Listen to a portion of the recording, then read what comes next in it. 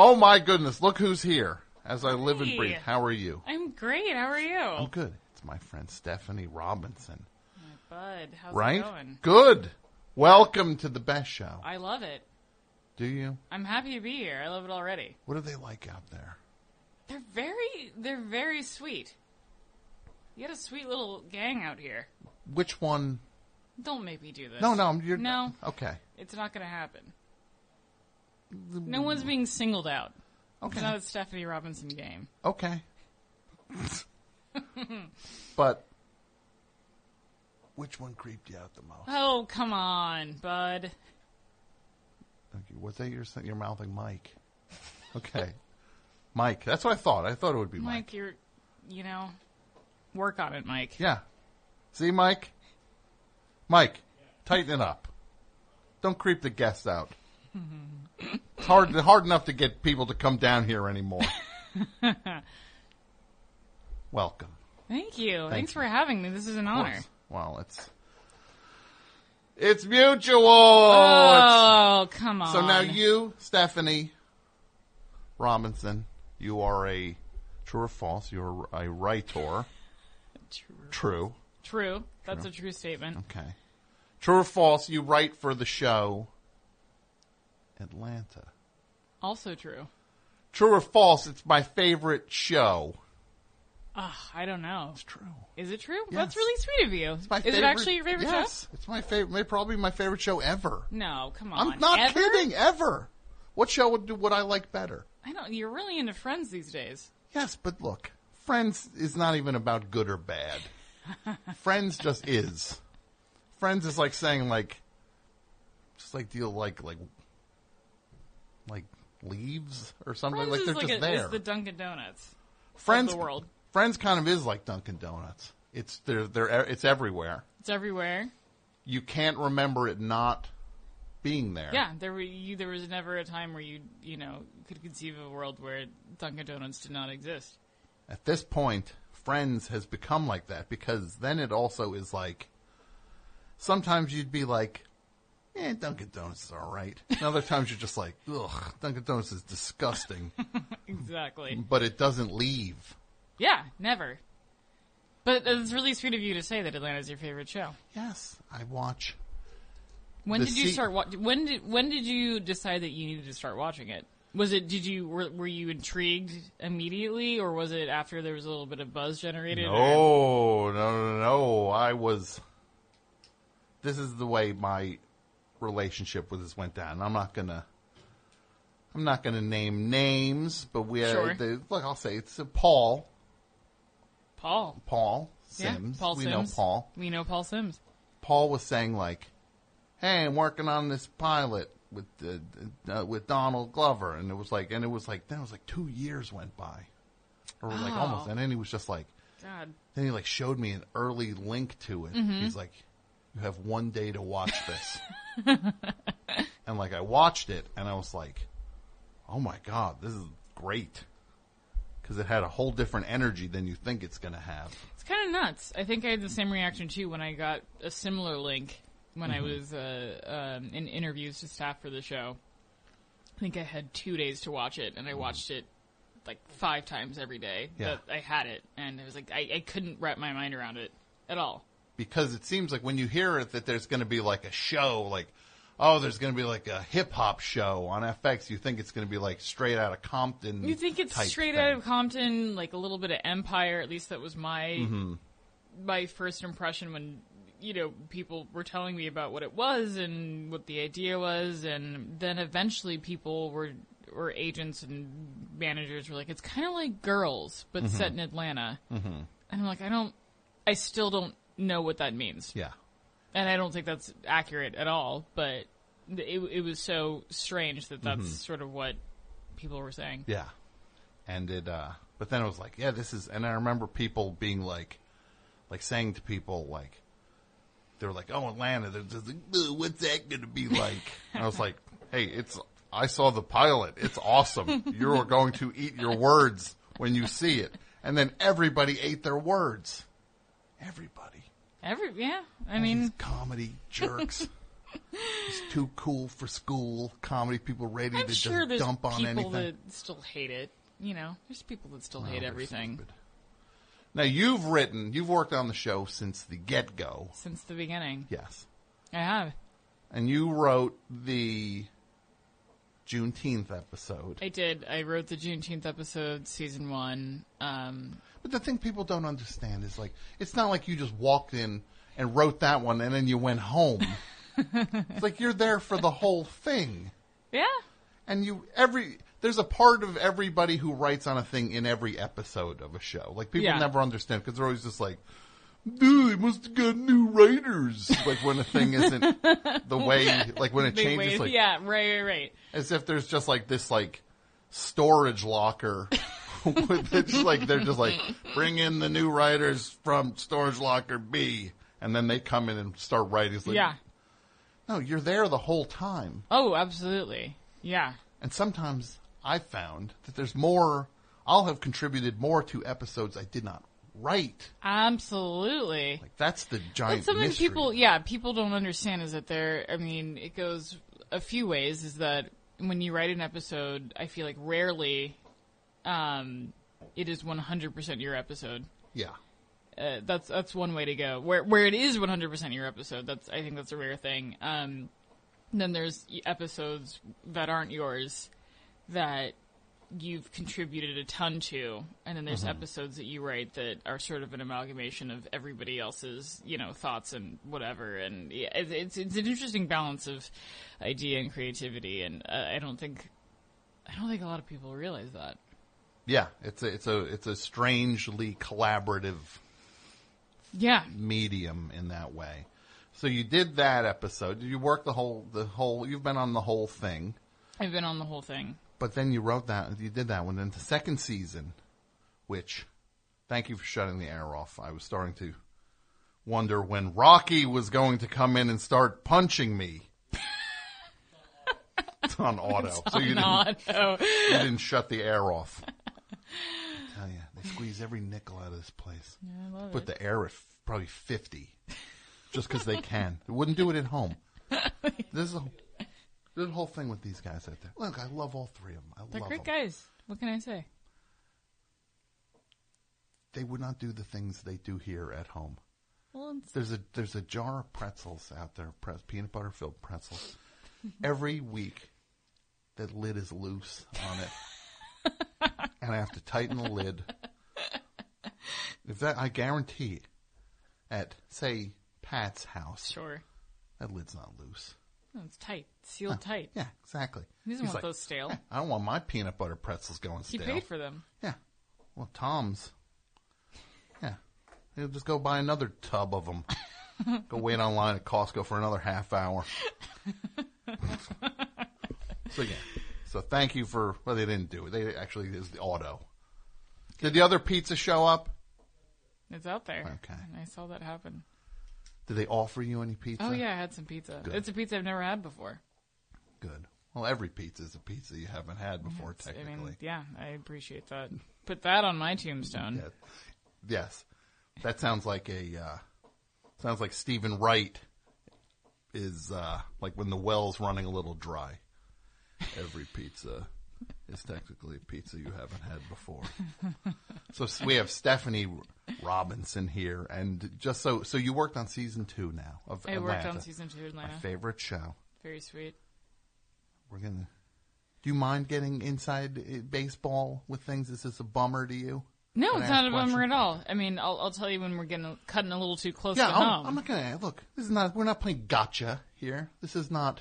Okay. This is not. I don't know. This is a big fancy show. I don't know what you got up your sleeve. This is not 60 Minutes. We're not trying to have you leave here ruined. Like, well, I guess I don't work on Atlanta anymore. Thanks, interview. So, season 2. Right. What was going into season 2? 'Cause season 1 was I thought it was a huge accomplishment, and drew a line. Sure.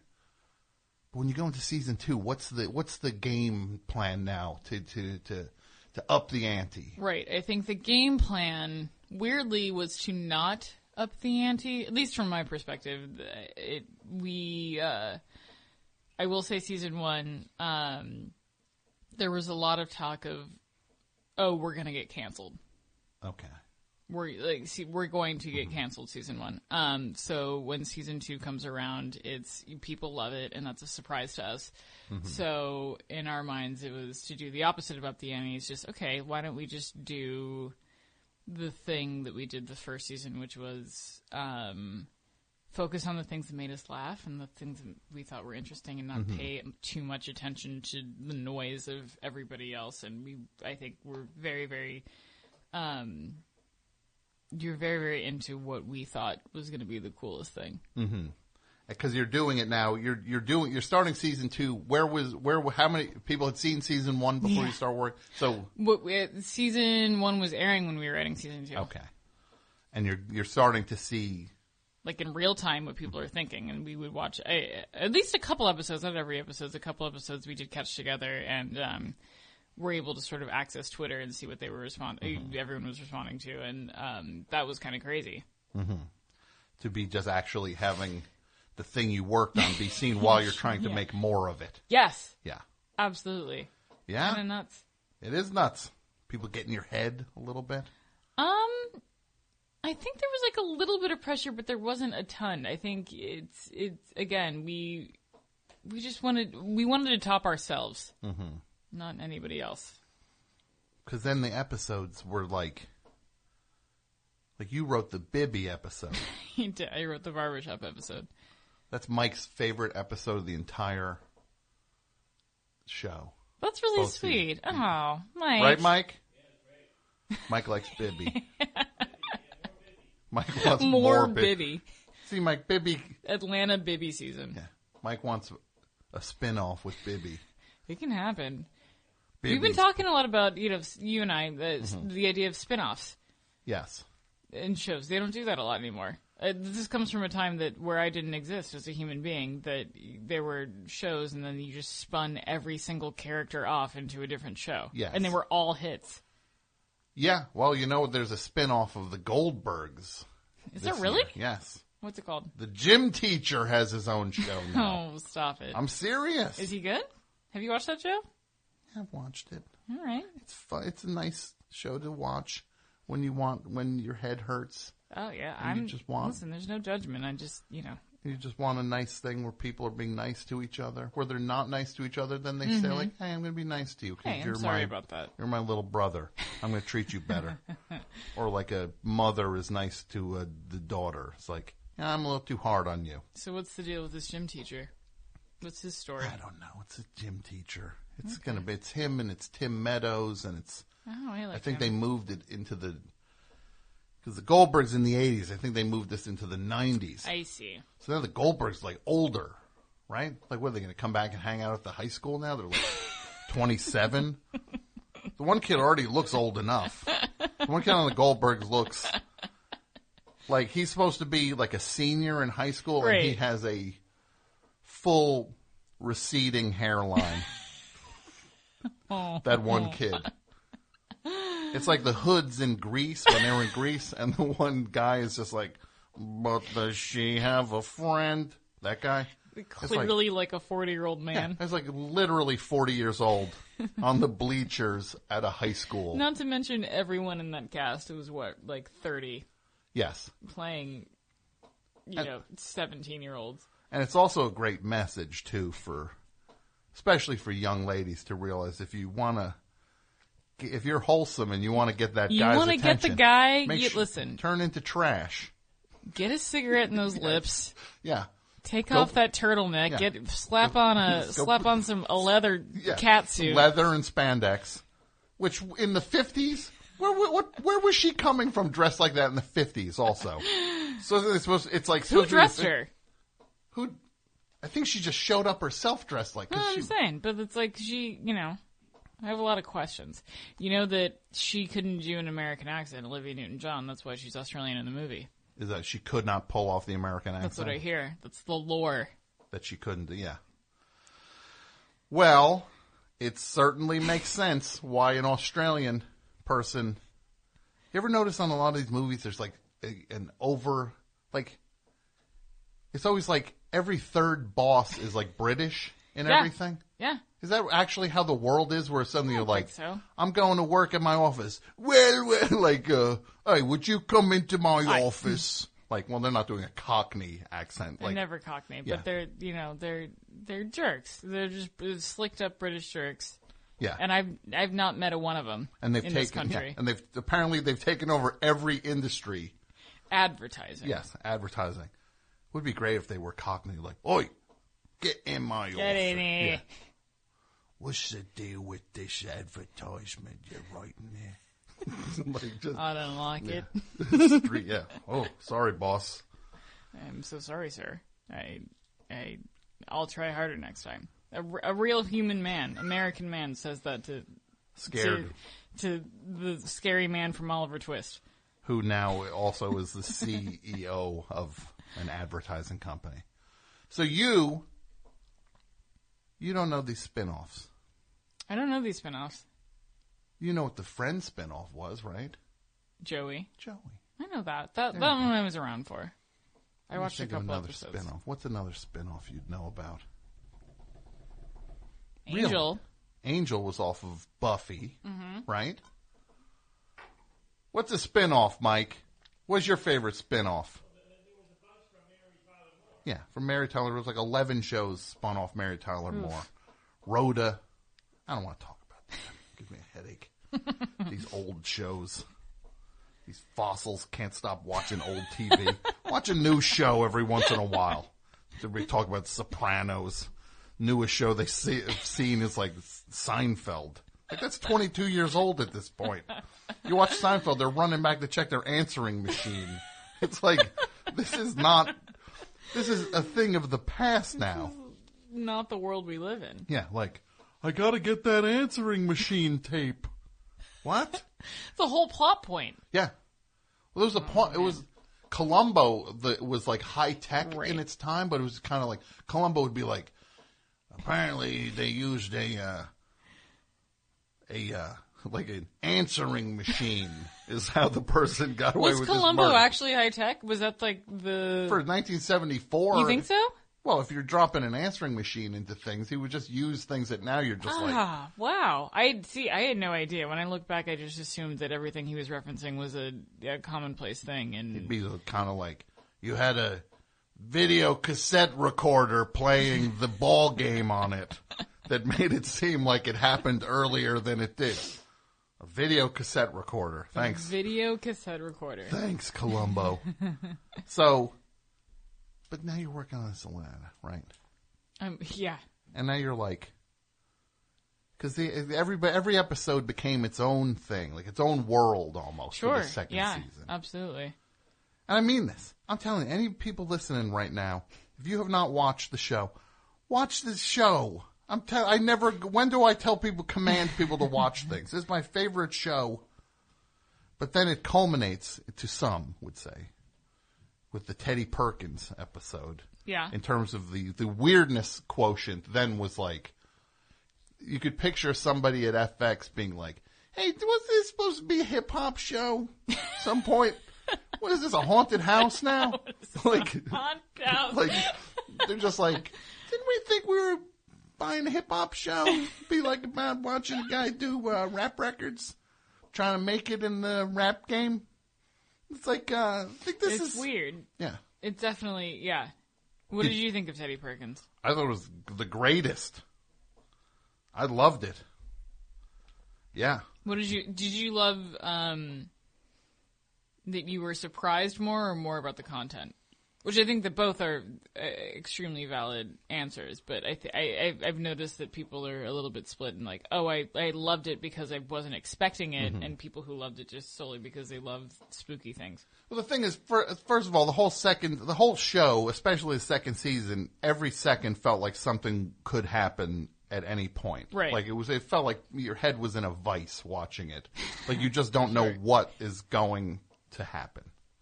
Which I thought was fantastic. It's just a heightened state of, there's like a mid-level paranoia / threat running through everything. Sure. So when that episode starts, you're just like, oh, this is just a horror movie now. Like, right. And yeah, so it was just like, oh, this is what this is like, but this is like going to a different level here. Yeah, it was really.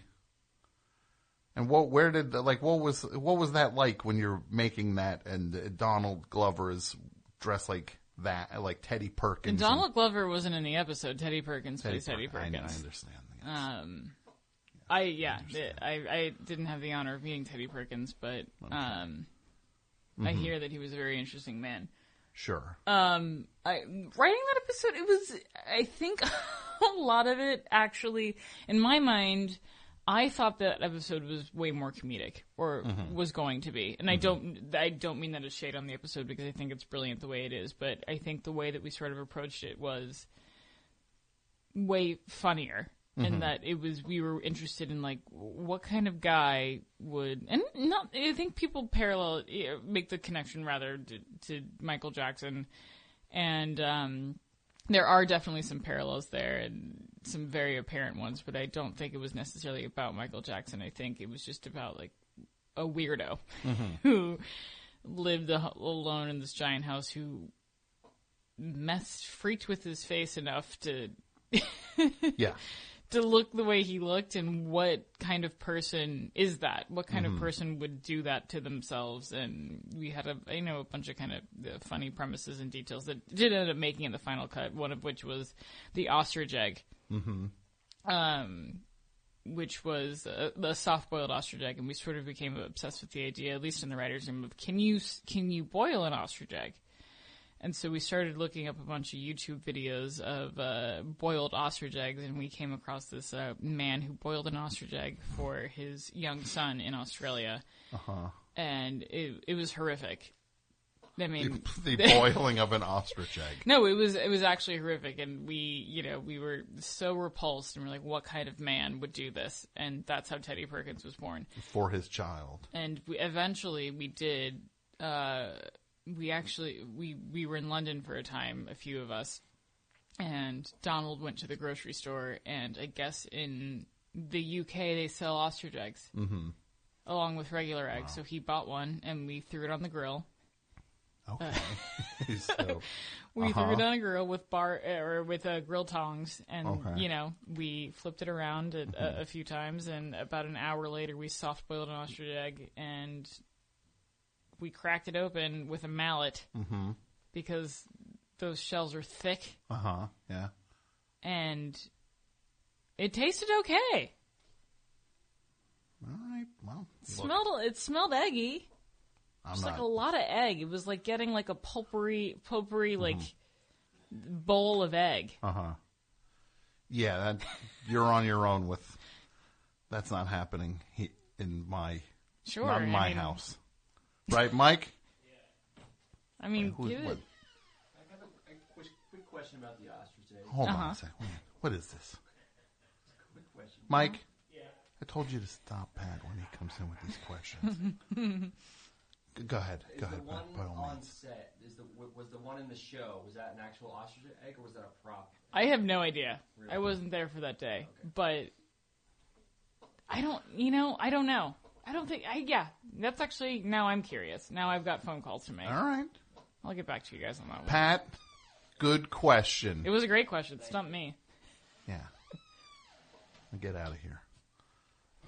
Mike, don't let him back in here. He got lucky.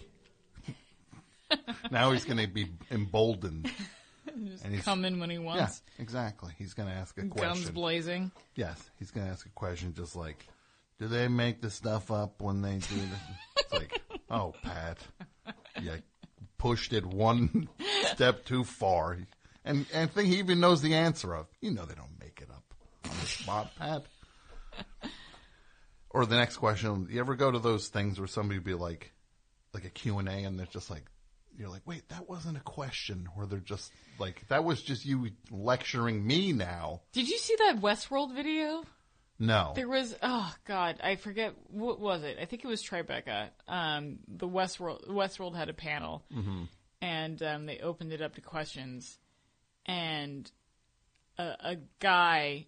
The first question they answer, it was just a man who is telling Jonathan Nolan that he's got a screenplay that he wants him to read. And he goes on so long. He's like complimenting the show for the first 10 seconds and then just moves into, I write screenplays and me and my brother do screenplays and we hope to one day, Jonathan Nolan, have you do screenplays, and we wrote a movie. And it's, I mean, that's, Q&As are just... Yeah. No, they're scary. They're scary because it's for that reason. Yeah. Yes. There's just no winning at a thing. If you say the thing, you can't just ask a nice question about how the thing is made. That's all. So, yeah. I'm looking here. Andy Kindler wants to know how he can get on the Goldbergs reboot. I don't know, Andy. He just did what you just said. Andy, you just did. You just tweeted the version of asking me how to get you on the Goldbergs. I don't know.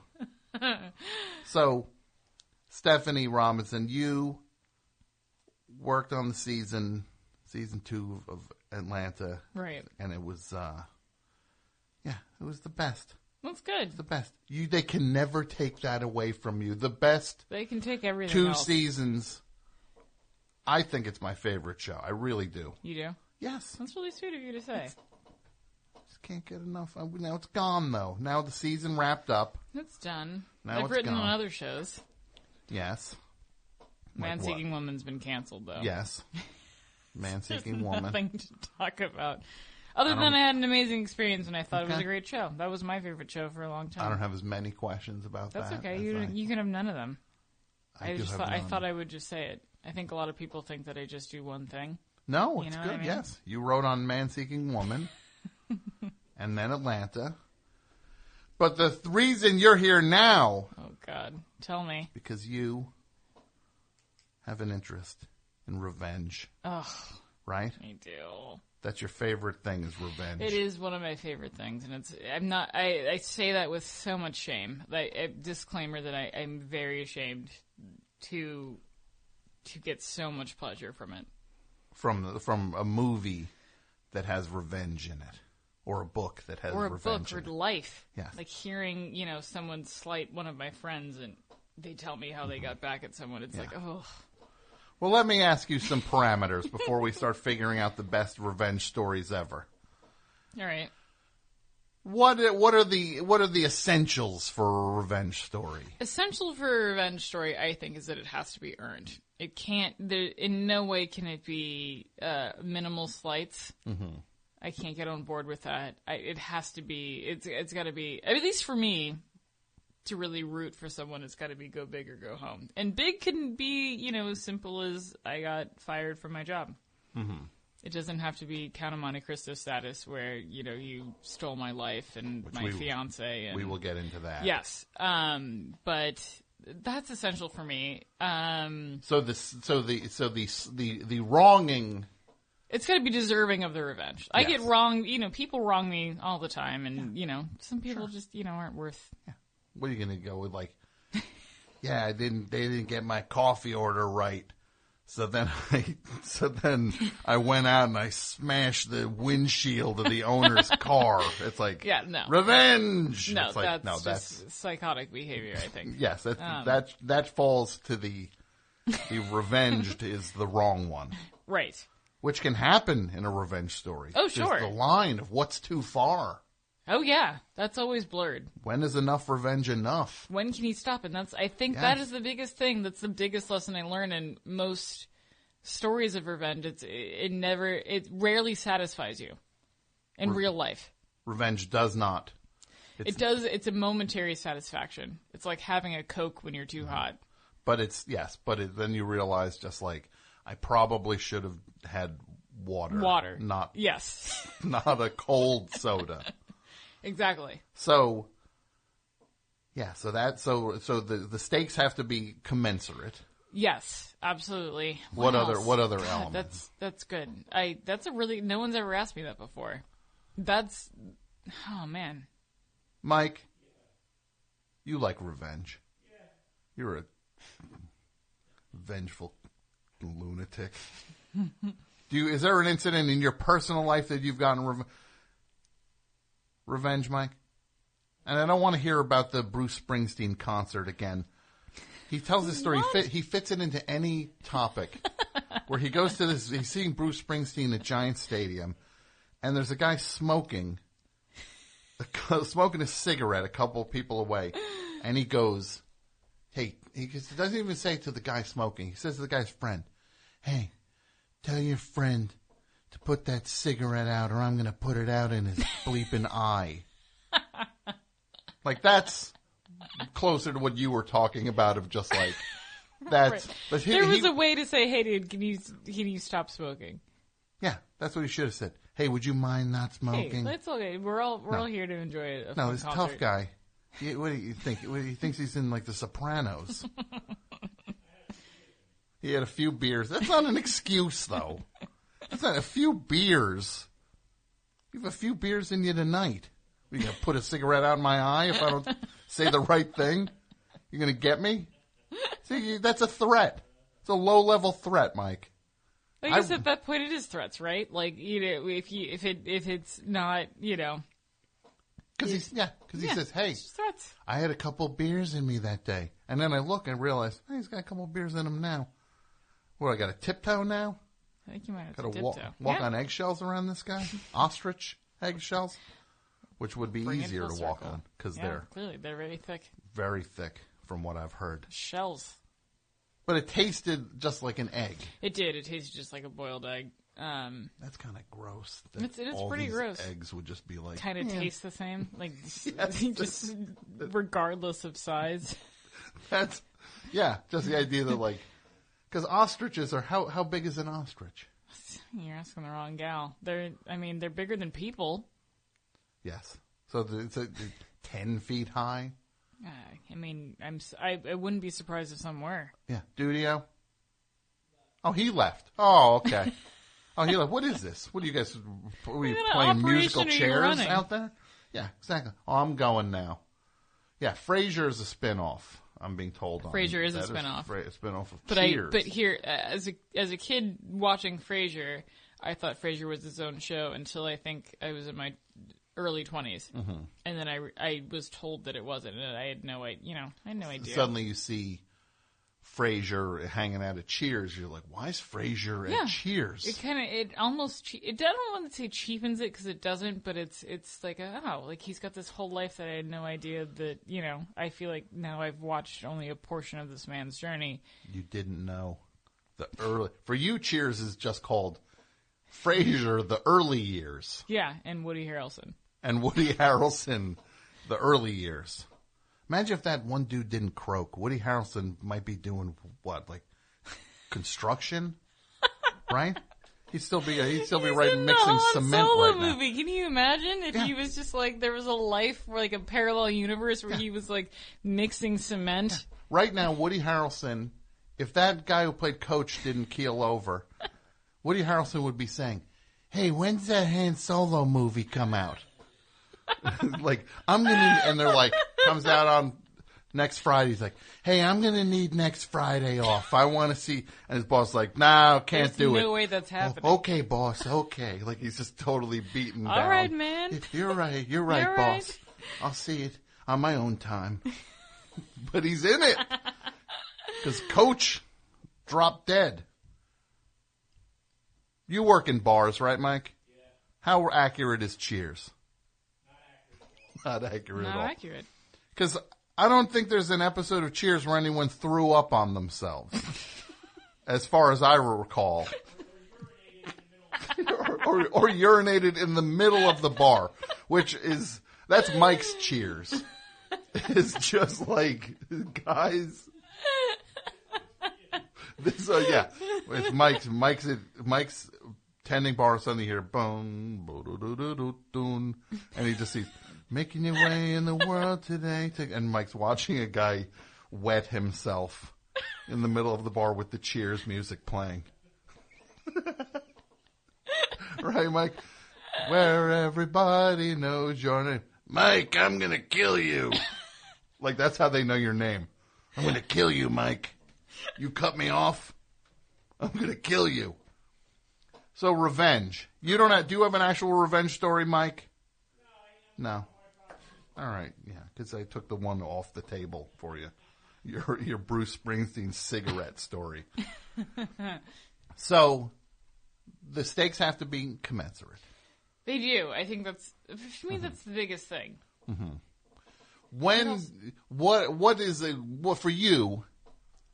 What is an ideal revenge story? Oh, ideal. How about a movie? What's a movie? I will go back to Count of Monte Cristo. That or Kill Bill. Those are very high stakes. Like, this should not have happened. Mm-hmm. Yes, so but Kill Bill. I love it, because it's Tom, I love the long con. Okay. I gotta say it. Count of Monte Cristo, it's not like, oh, you betrayed me and stole my wife.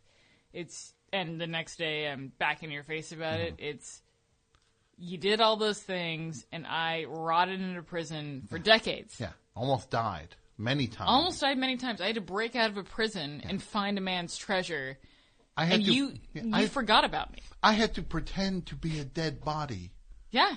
Get thrown into the sea. Thrown into the sea in a bag with weights tied to it. Oh my God, yeah. Get out. Also, he learned so much. What did he in the jail cell? He learned how to fence. Yeah. He learned how to read, and he became a new man. From the crazy old man that nobody thought was. Who plays that man? Is that Richard Harris? I don't know. I don't know the movies. I just know the book. Movies? Yeah. All right. Well, I read the book last year. It was the best thing I ever read in my whole life. The whole thing, the unabridged? Yes. Yes, I read the unabridged. No, version. I haven't read any of those books. Well, no, Mike read it to me, actually. No, it was like 1,400 pages. So long. It was, but it was the best. Bible. It's the best, though. Just imagine you're reading this thing for hundreds of pages. He finally gets he gets out of the water, ends up on like a pirate, runs with these pirates, almost gets killed. He's naked. He has to claw his way, ends up on this island, Monte Cristo, where this old man in the prison is just like, I hid all this treasure, and it's there. Nobody believes this old coot. So then he goes to the island, and he finds all this treasure. Right. And then, just jump forward years now. Just jump forward years, and you never hear about this guy again. What's his name again? I love it. What was his real name? Doesn't matter. Whatever. No, Dumas wrote it. Dumas wrote it. Yes. Then you jump in. Everybody's like, "Oh, the Count of Monte Cristo did this," and they never say. So great. They never say it's him. Yeah, and it's the best thing ever because you're just like, if you're reading it, you're just like, he's the Count of Monte Cristo.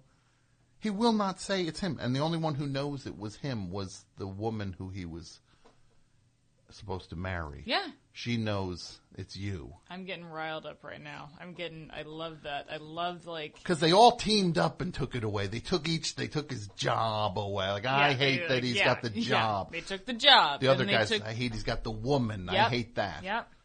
And the other guy's just he hated his father. Yes. He hated his relationship with his father. Got every single aspect of this man.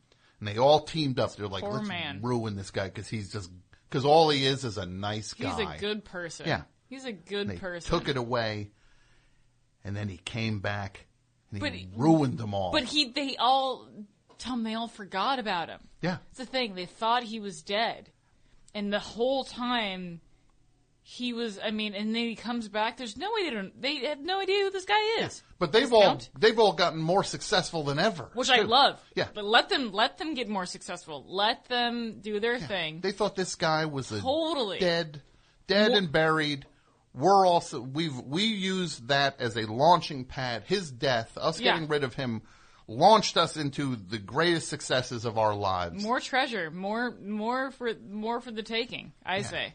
And that one rat whose father was a bum, and then he lied when he was just when he reviewed the case, he lied because it was going to make his father look bad. Look bad. He's making his dad look bad, and he was like, I can't do that, but I know what's going on here. He didn't listen. I love it. The more people that betray you that need to go down in the fire, it's worth it at that point. Yeah. He got all of them. At that point, I think what the thing I love about revenge is justice. That's all I care about. Is the justice part of it. Is the justice? Is it just? Is it, revenge for the sake of revenge? I don't know. Hold on, wait, I want you to be able to, I want to look you in the face as I read these. Okay, Carrie. Yeah, that's a great one. Oh, I love Carrie. That that's one, well earned. Right, well earned. You've earned. Speaking of well earned, you can talk into the mic. Not talking to the mic. Don't worry. I love Carrie. Carrie, that's great because they treat her like garbage. Yeah. Hey, Dudio, can you keep score on this for top? If we're going to do top 50? Yeah, do we have one yet? Look, I think Count of Monte Cristo's got to be number 1. Okay. Because I agree, Stephanie agrees. Do you know it, Mike? I haven't read it. Yeah. Have you seen it? No. Is the movie good? I enjoy it just for the pure revenge of it all. Okay. I must say. Who's in it? Jim Caviezel. This is Guy like a Pearce. recent version. Is there like maybe the an older more one recent too? version. There's an older one as well. Yeah. I prefer the newer one just because. Check it out. So Carrie. Carrie, yeah. Carrie's way up there. Yeah. Because that's She's got to be. She's got everybody going Listen, after she's her. got her mom screaming. And the Raven was called Sin over and over and over. And all she's doing is growing up. Just existing. Because her only sin was that she just went from a girl to a woman. Her mom is shoving a Bible in her face, beating her with it. Yeah. The kids on Dirty their pillows, right? Yeah. That's right, Mike. The kids on their school bikes are screaming at her, "Crazy Carrie, crazy Carrie, crazy Carrie." Yeah. She can't deal with that going away to school. Then she comes back. She torches that school. John They're all Travolta. screaming. Yeah, John Travolta. My God, he goes down. Yeah. The cars are crashing. Everything's. She Going wipes them all nuts. out. Then you have here Death Wish. Yeah. 1, 2, and 3. I've never seen Death Wish 1, 2, or 3. Well, I'm going to tell you this. Please. Death Wish 1. Not Yeah. the Bruce Willis one. There was one. I know you're a yes. young person. Oh, yeah. Ooh. You're young. You have to realize, Mike. I wouldn't even- Stephanie's young. Yeah, I know. She's not going to hang with your references. you know. You can start. I like You her. I can like start her. making your. You can start talking about Kojak. She doesn't know what you're talking about, right? You can start talking about Gunsmoke. Bonanza? I don't. Bonanza? No, I don't want to hear it. Little Joe? Talk about Bonanza, Little Gunsmoke. Joe. And, Save your old references. yeah. I don't want the show to age out either. That's the other thing, Mike. The show can't age out with these old-timey Hey, it has a young audience. I'm trying to bring in older people. I don't know. Older Got a lot of people- time on their You hands. think it's a problem for me to get old people to listen to this show? Old people.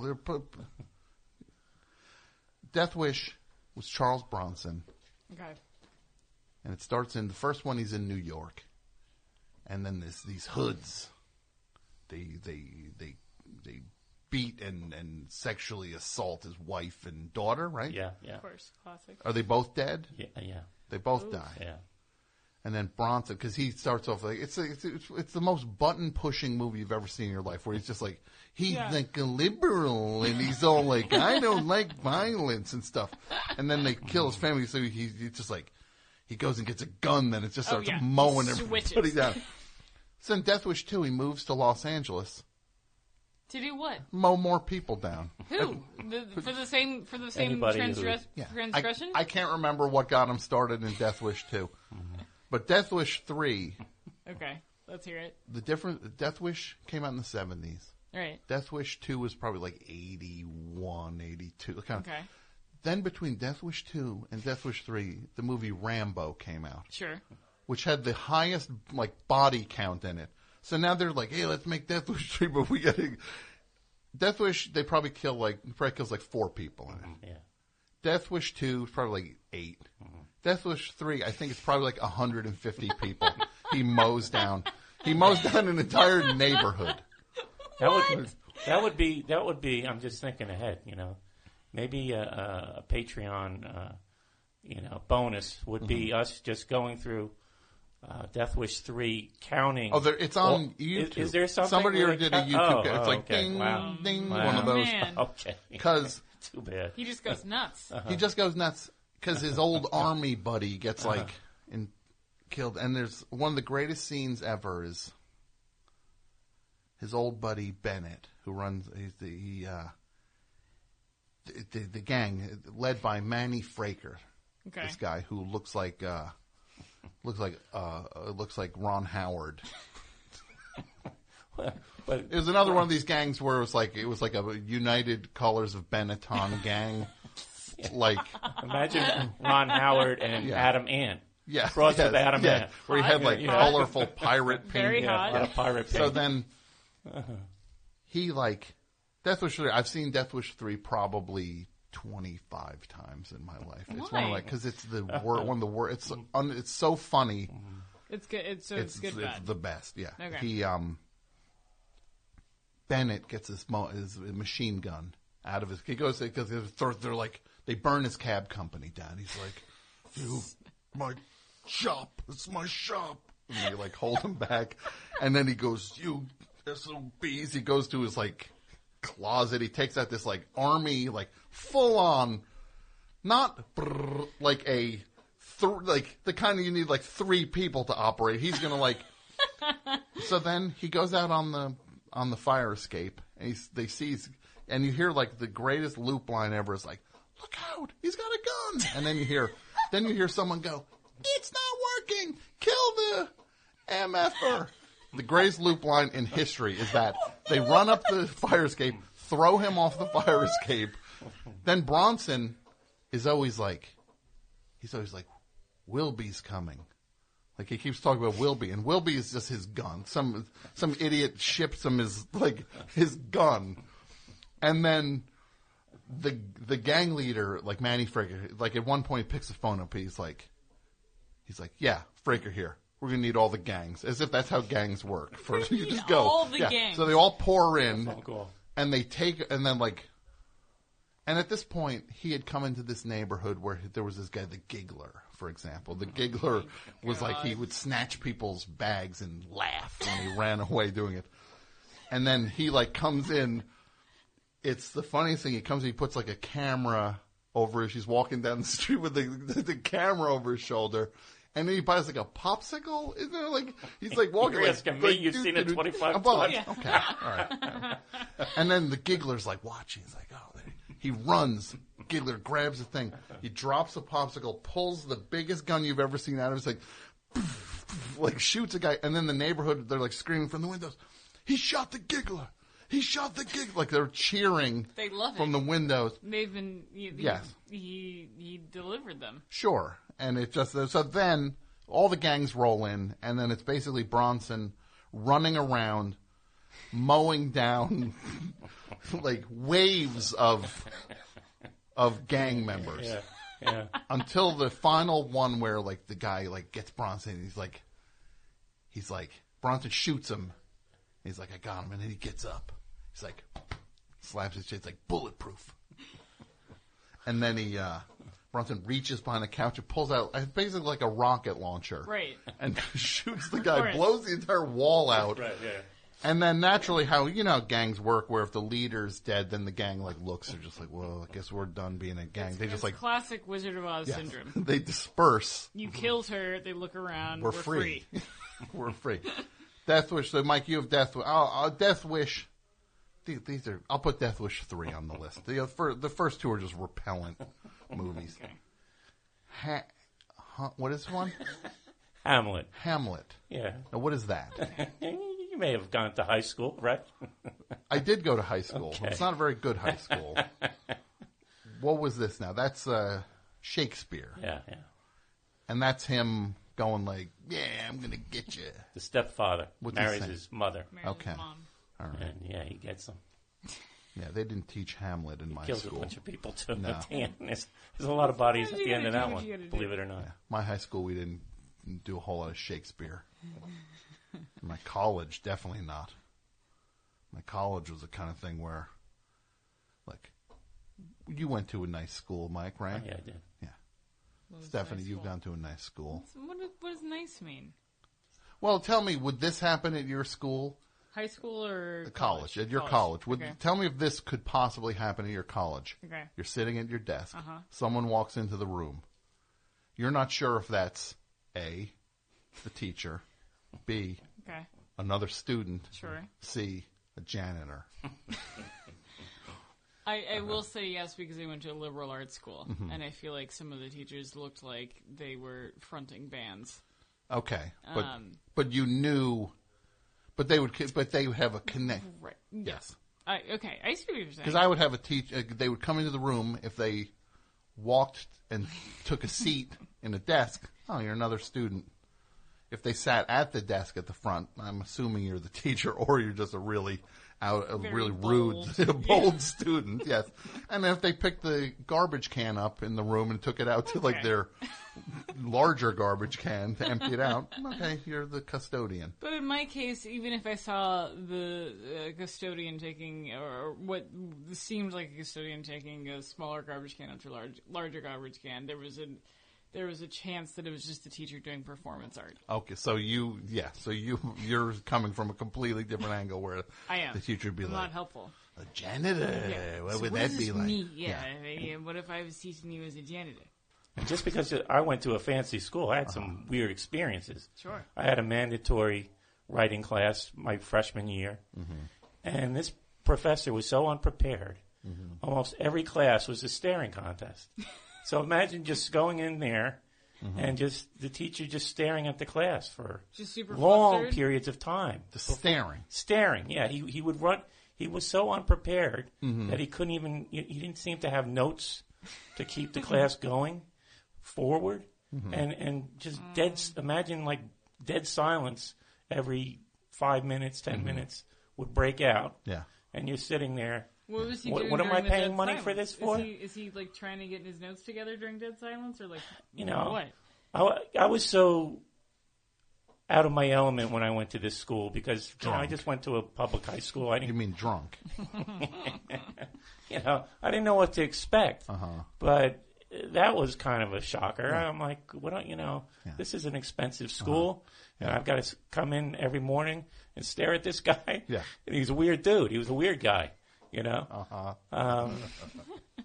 So yeah, I mean, it's no guarantee. And then you also have here Once Upon a Time in the West. Yeah, that's a good one. That's Another a good Charlie Bronson. Yes, that's He's kind of a master of the revenge. That's when what's his face? Henry Fonda. Yeah, was bad guy. a bad guy. Yeah. Where it was like him going against type because he was always Mr. Roberts and Mr. like the hero. Yeah. And suddenly this like blue-eyed, there was always that one shot where he like mows down the people. He's got you see his blue eyes, but now they look evil. Yeah. Yeah, that's a good one. All right. What are your favorites, Tom? I like. All right, get out, Mike. Studio? Yeah. Carrie, let's put Carrie at number 5. Sure. Hamlet, I don't know. Where should Hamlet be? I don't know. I don't know. Let's Wait leave, on let's leave Hamlet. Hamlet off, right, for the time being. Once Upon a Time in the West, put that at the 41. You got your Old Boys, you got your Kill Bills. Yes. So, yeah, look, Old Boy I've never watched. I know what it's about. It just seems horrifying, and I don't think I could sit and watch the whole thing. I know the story of it. It just seems like, I don't know if I need to take 2 hours to see it play out. Explain it to me. It's pretty I'm rough. just saying for the sake of your list. Yes. Well, you're contributing to what? Falling Down. But see, Falling Down... It doesn't start as a revenge, but it becomes a revenge. What is Falling Down? Falling Down's the Michael Douglas movie where he's just mad at... But Falling Down... The stakes, that's like the thing where he goes and that's like smashing the window of the coffee shop owner because you waited online. He's flipping out because he's flipping out the wrong people. What is he flipping out about? Society. Oh. It's Michael Douglas walking around with the... He's having a bad day. He's having a bad day. And he's taking it out on the wrong people? Yeah, and there's the scene where he goes to the Army-Navy store and the guy's like, yeah, it's he's like the anti-Semitic guy who's like got all Nazi propaganda, and then he's like, "You're just like me," and Michael Douglas is like, "I'm nothing like you." Pat, not allowed, disallowed. Sorry, but get your plug to me for the show. Now he's gonna be mad at me because I put on my. So, you carry as much weight as I do on this. Uh-huh. Old boy. The dude goes and... Yeah, he certainly gets even. His family. Yeah. Or him, his life, rather. Sure. Fine. So you say Kill Bill. Kill Bill, just... filmmaking aside and whatever, you know what? I love that movie. Mm-hmm. And it was popular when I was watching movies as a kid. Mm-hmm. But again, warranted. Yes. Everything she does is that you sign off on 100%. Everything's taken away from her. Everything. And then she climbs all the way back. What's your favorite moment in Kill Bill in terms of revenge? It's probably... It might be when she does the palm move. That's great. The five finger, yeah. But I also love that whole Lucy Liu fight scene. Just so great because she's beating a very skilled opponent. Mm-hmm. This is great. Now, what do you want? RoboCop. All right, RoboCop's a good one, right? All right. Yeah, and then he became a RoboCop. He became a robot. But did he have proper balance with it as a RoboCop? I think so, because he was programmed to have proper balance. You're way too cheery now. I don't know if it's that you got a tan when you're out there. LA sunshine and vegan food. You look so. Yeah. You look. This is going to sound terrible. Okay. You look healthy, and it's making me mad. I know that there's no way for that to sound I know, good. That's like, how bad did I look? No, not that you. No, you look great. The LA effect, man. You have all this color. Yeah. Your hair looks good. You got a big smile on your face. And something about it is just not sitting. And I know that makes me not sound like a good person. No, it's fine. And I can say, look, you know I like you. Oh, I know that, yeah. And if it's bugging me, what's it doing out there to that viper's pit? Right? They seem happy to have me back. Yeah, I'll get the real story later. Oh, man. So RoboCop. Put RoboCop at 15. Okay, not bad. Yeah. So I would say, for me, we got to put Kill Bill on the list, of course. That has to be high because that's also one of the. That's like such an epic, also. It is. It's a lot. She goes through a slog. It's not very cut and dry. Mm-hmm. Because it's just, there's so much time goes by. Yeah, so much time goes by. She's got a lot of people on her list. Mm-hmm. It's not. Yes. She's got to kill a lot of people that aren't Bill. Mm-hmm. Yeah, to get to Bill. Do you Speaking find of which, Django, mm-hmm. another revenge film. Yes. Thinking Tarantino. He likes a little bit of revenge. He likes a lot of revenge. Yeah. Now, Django Unchained, in the scheme of things, I like. All his movies are just like revenge movies now. Nowadays. Yeah. Except for Hateful Eight was just. Did you see the movie? Did you like it? I avoided it. I did like it. Okay. But it's a very bleak movie that a lot of people are like, that wasn't fun. Right. And I was like, yeah, it's certain. Nobody said it. Where was it misadvertised as fun? No, it's very bleak, and it's a big fat bummer. But I think it will be more appreciated over time. Okay. Yeah. I'll accept that answer. Let's see what callers are going to say Please here. do. Best Show, hi.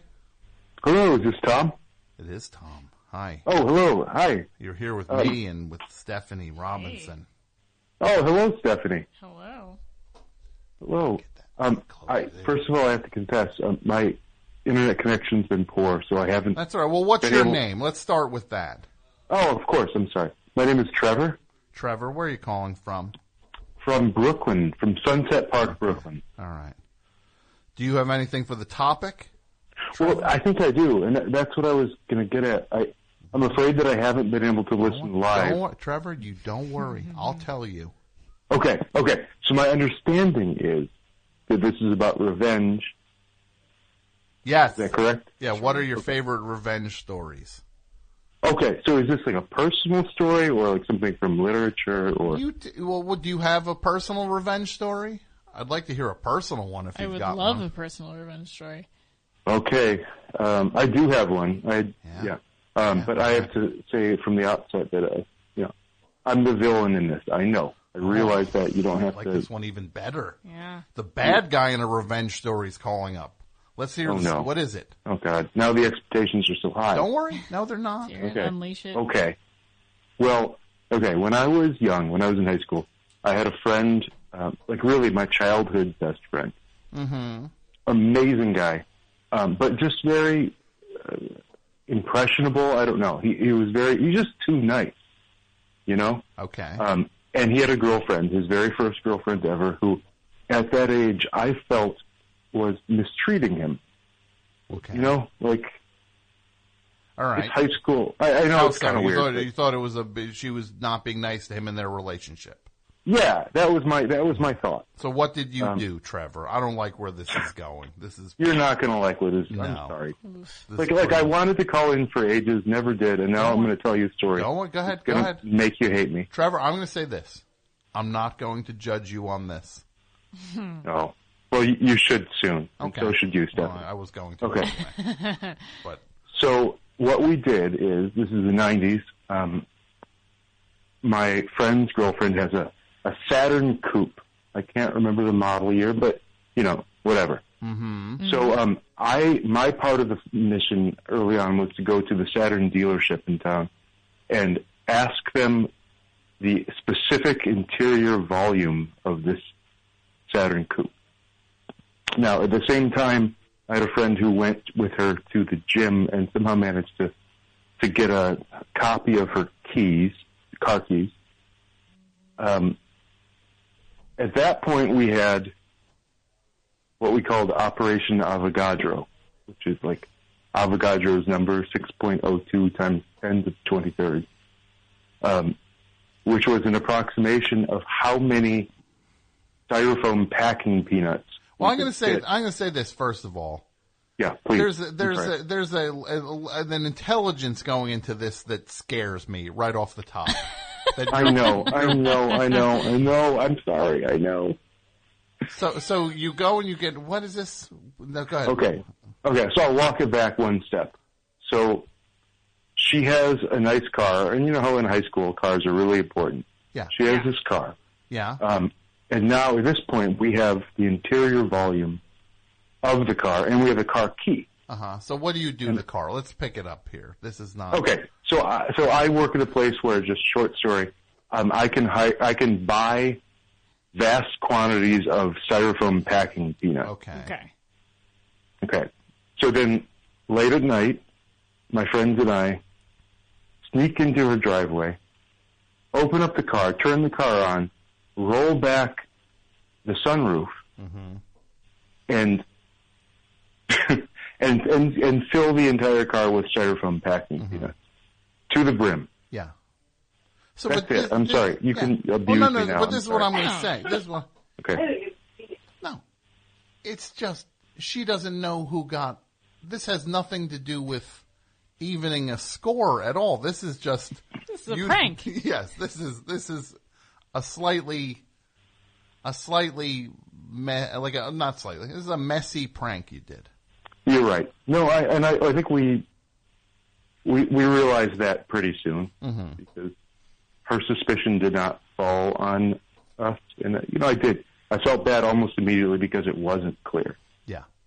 All right. Well, so I don't know. I mean, you were the bad. Look, you were the bad guy in it. Like I said, I'm sorry. There are worse versions of what I thought you were going to do. That you did a thing. Absolutely. Oh no. What did you think I was going to do? I didn't know, but I didn't think it was going to be. What you did is like what, like it's like a sports, like it's like hazing a rookie is what you did. Right. Where they're like, hey rookie, we filled your car with packing peanuts. And then the rookie just has to take it. He just has to clean him out. Yeah. Oh, when you put it that way, I don't feel nearly as bad. So she probably went and she was like, wait, what's up with my car? Wait. Oh, come on. Like that was it. Got a couple trash bags and scooped them out. And then vacuuming at the car wash. Yeah. She probably had to my guess is, and I don't know, but I think that when she opened the door up and it flowed out, that was probably the only point that it was funny. Sure. I agree. All right. But anyway, Tom, I just want to thank you for letting me on the air. Of course. You have a great day. Goodbye. Beshow, hi. Hey, how are you? Good. How are you? I'm wonderful. I'm Jamie from Memphis. Jamie from Memphis. Well, Jamie, it's me, Tom, and you're here with me and Stephanie. Hi, Jamie. Hey, how are you? I'm great. How are you? Do you watch Atlanta, Jamie? I've started watching it on your recommendation, and it is so excellent. Oh, thank you. It's really nice of you. Oh, yeah, it's marvelous. Who's your favorite character? Ooh, I'm drawing a blank on his name, but he is the dude that is, like, so super spacey. It's like he's got his foot in another dimension. Yeah, absolutely. He's a good one. Oh, yeah. But really the whole cast is great. Wonderful ensemble. Yes. So what do you have for the topic tonight? Well, Jamie? I was thinking Revenge. and I hope I'm not being repetitive because I haven't been able to listen to the show tonight, but the Bugs Bunny cartoon called Long-Haired Hair. Long Hair, which one is that now? That's the one where this really huge opera singer with blonde hair breaks Bugs' banjo, and so Bugs pretends to be a conductor and really screws with the guy. Yeah, okay, that makes the list. Look, I'm going to say this. I could fill this list with 50 Bugs Bunny things. Yeah, absolutely. Bugs Bunny is my all-time. If there's anything in comedy that is an influence on me, it's Bugs Bunny. Really? Because if anybody ever wanted to be left alone, it was Bugs Bunny. I don't think he wanted to be left alone. I think he wanted the spotlight. I think he liked it. I think he was asking for it. Most of these start off, he's just in his rabbit hole, and then suddenly somebody starts drilling outside his thing. They start bugging with Bugs. Yeah. But his eyes light up, and you can tell he loves it. Like he's been waiting for it. Well, you know what I'm saying? Look, he might be ready for it. I think he lives for being bothered, so he can. Well, that is interesting. So you're saying that maybe he's putting himself into situations where he could become bothered. I think so. I think that we don't know enough of the pretext when we jump into these episodes. Sure. We see him minding his own business, but I think that he puts himself maybe in situations where he can be wily and, like a baseball field. The baseball episode. Yes, he shouldn't live in center field if he doesn't want to be bothered by baseball players. That's outfield, if anything. Fair. Bugs Bunny, he's in the wrong in that one. Although, the thing when you think, it's like, has there ever been a greater mind for dismantling psychologically? He's dressed as a woman, some of these dresses are late, and he's messing with their they're losing their marbles. He's hurting them physically. Mentally they're losing their mind. Scrambling their brains. Yes. Suddenly, Elmer Fudd is just attracted to. No, he is, no questions asked. He's like, this is the reality I live in now. I'm attracted to a rabbit. Bunny. First of all, like weird. He's a human. No rabbit should be attractive to Elmer Fudd. Any human being, yes. Some may say. So then he just goes, but he just like, so then it's like the person he weirdly lowers his guard, he's attracted, then he gets brutalized again. Because he'll go up against, like when he goes up against Daffy Duck, and he does the duck season, rabbit season thing, and he says it twice, and then suddenly you have Daffy Duck putting a gun to his forehead and demanding that you fire the gun. I'm telling you, it's duck season. And he's pressing the gun against his own head. Like there's no one has ever been at a higher level than to do that. But do you feel like Bugs Bunny is one of those people that you're talking about? One of those animals / people that you're talking about that the ends don't justify, or he's overreacting. I mean, I guess people are out to kill him. You know, they are out to get him, especially if it's They're out Elmer to end Fudd. his life. He's hunting him. Elmer Fudd is hunting Bugs Bunny. This is most dangerous game. So he's getting back at his the life. So the hunter becomes the hunted. Sure, that I guess I can get on board with that because it's his life. But at the same time, I still stick by like you're a rabbit, man. You know what's out there. The baseball one, sure, 100% on Bugs that one. But then again, that baseball player was pretty mean. When he had his stogie in Bugs' face, right? I'm sure you've been mean to a bunch of rats. You know, it's the same kind of thing. You see him scurrying around, you scream at him, you like look at that ugly rat. If they want to go for it, I say to the rats, you want to get back at me for yelling at you? Figure it out. I'm here. I'll take my lumps. If these rats want to team up and make me play them in baseball, then I guess I would have to face the music on that. All right. Yeah, all right. So would you say that the opera one, because his banjo gets smashed? Yeah, he breaks it over his head. He hits him with it. Oh. Yeah. It's pretty brutal. And there's also a high-low kind of thing going on there where it's like right. you with your banjo. It's a status thing. It's more of a class. It's a comment on classism, I think. There's a broader conversation going on. So then for Bugs Bunny to become a conductor. I mean, he had to overcome a lot to get to...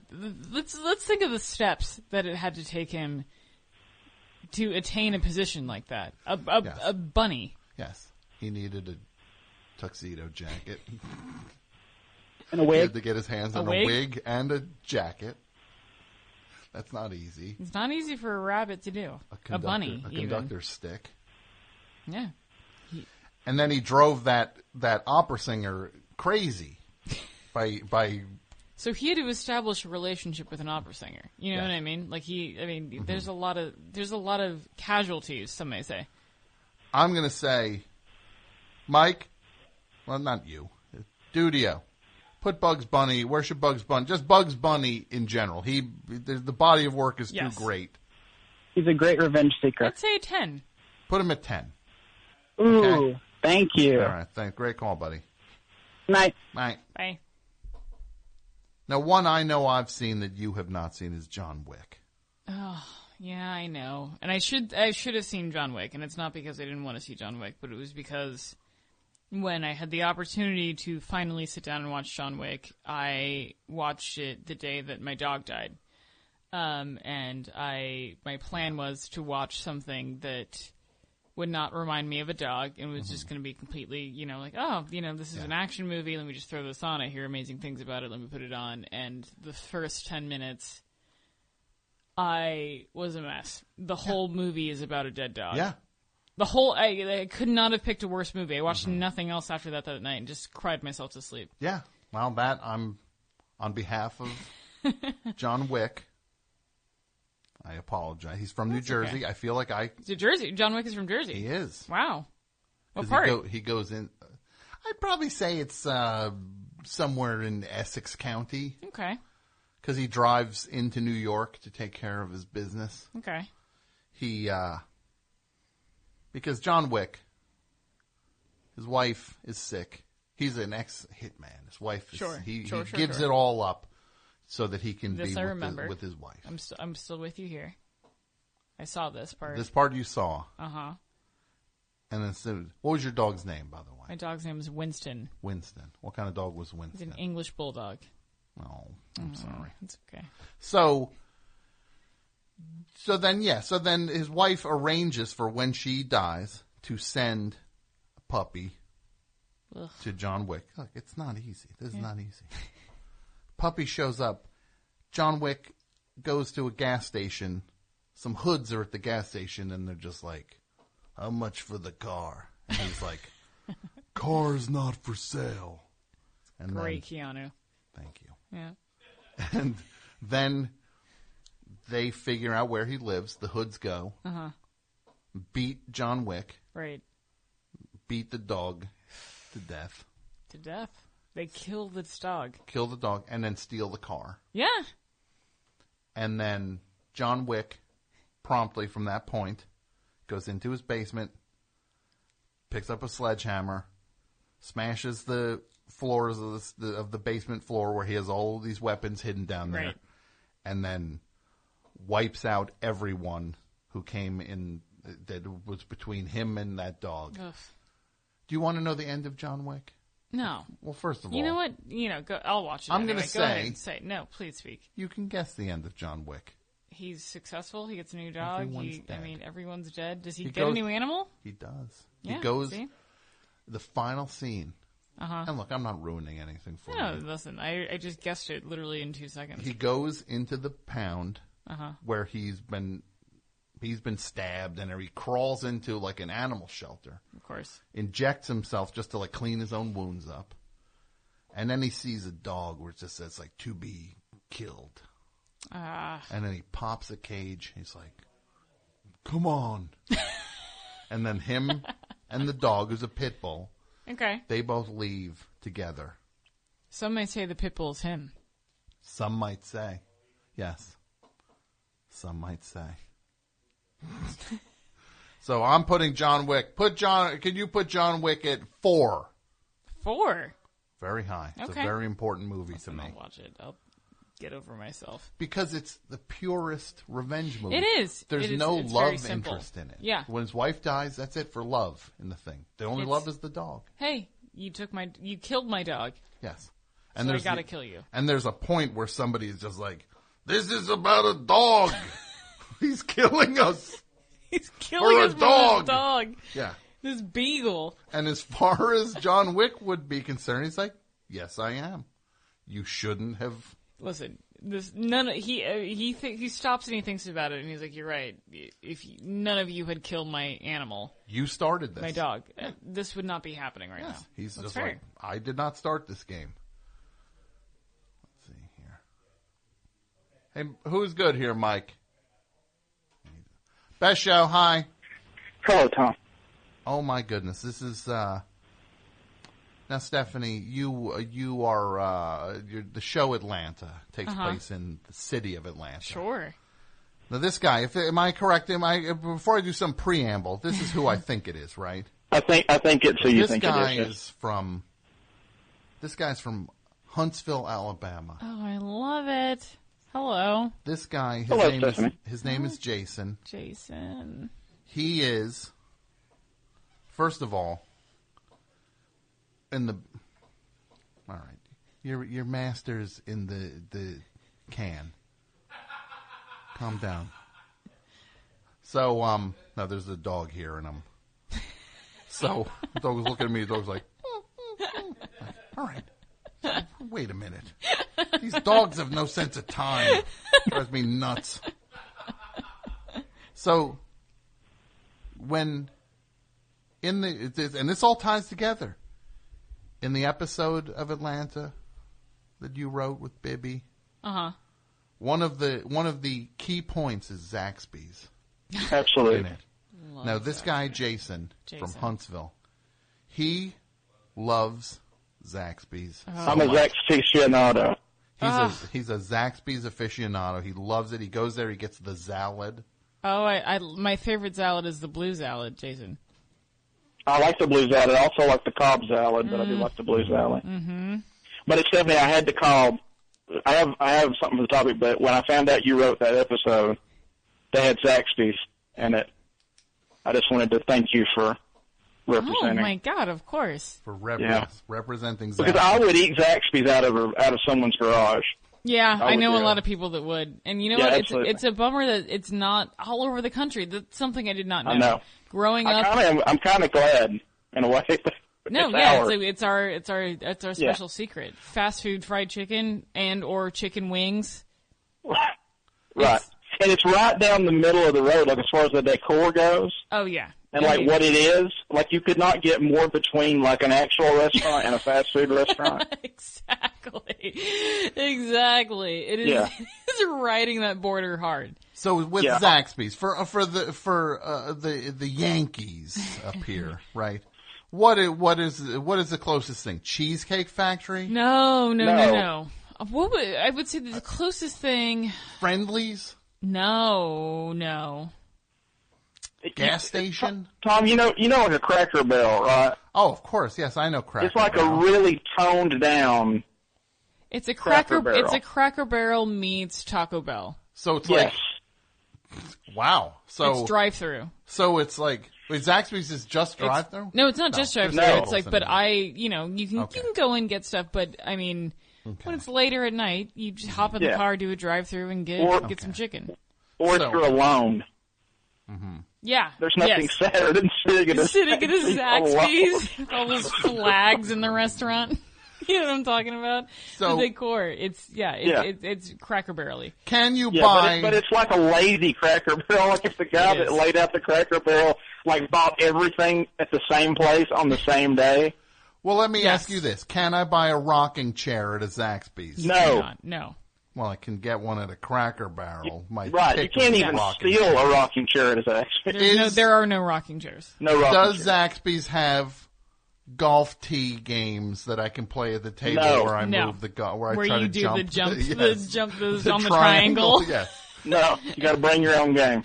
I got to bring my own game. There are no games. Okay. Here's the thing. It's almost like if there was a KFC that vacated a premises and you were for 6 months it was nothing. And then maybe for a month it was a bank. Okay. And then it was nothing again for another 6 months, and then there was Zaxby's comes into town, and then it's there for 6 years. It was a bank, and they were just like, at some point, we're either going to have to turn this place into a restaurant or get rid of these fryers that were here from when it was.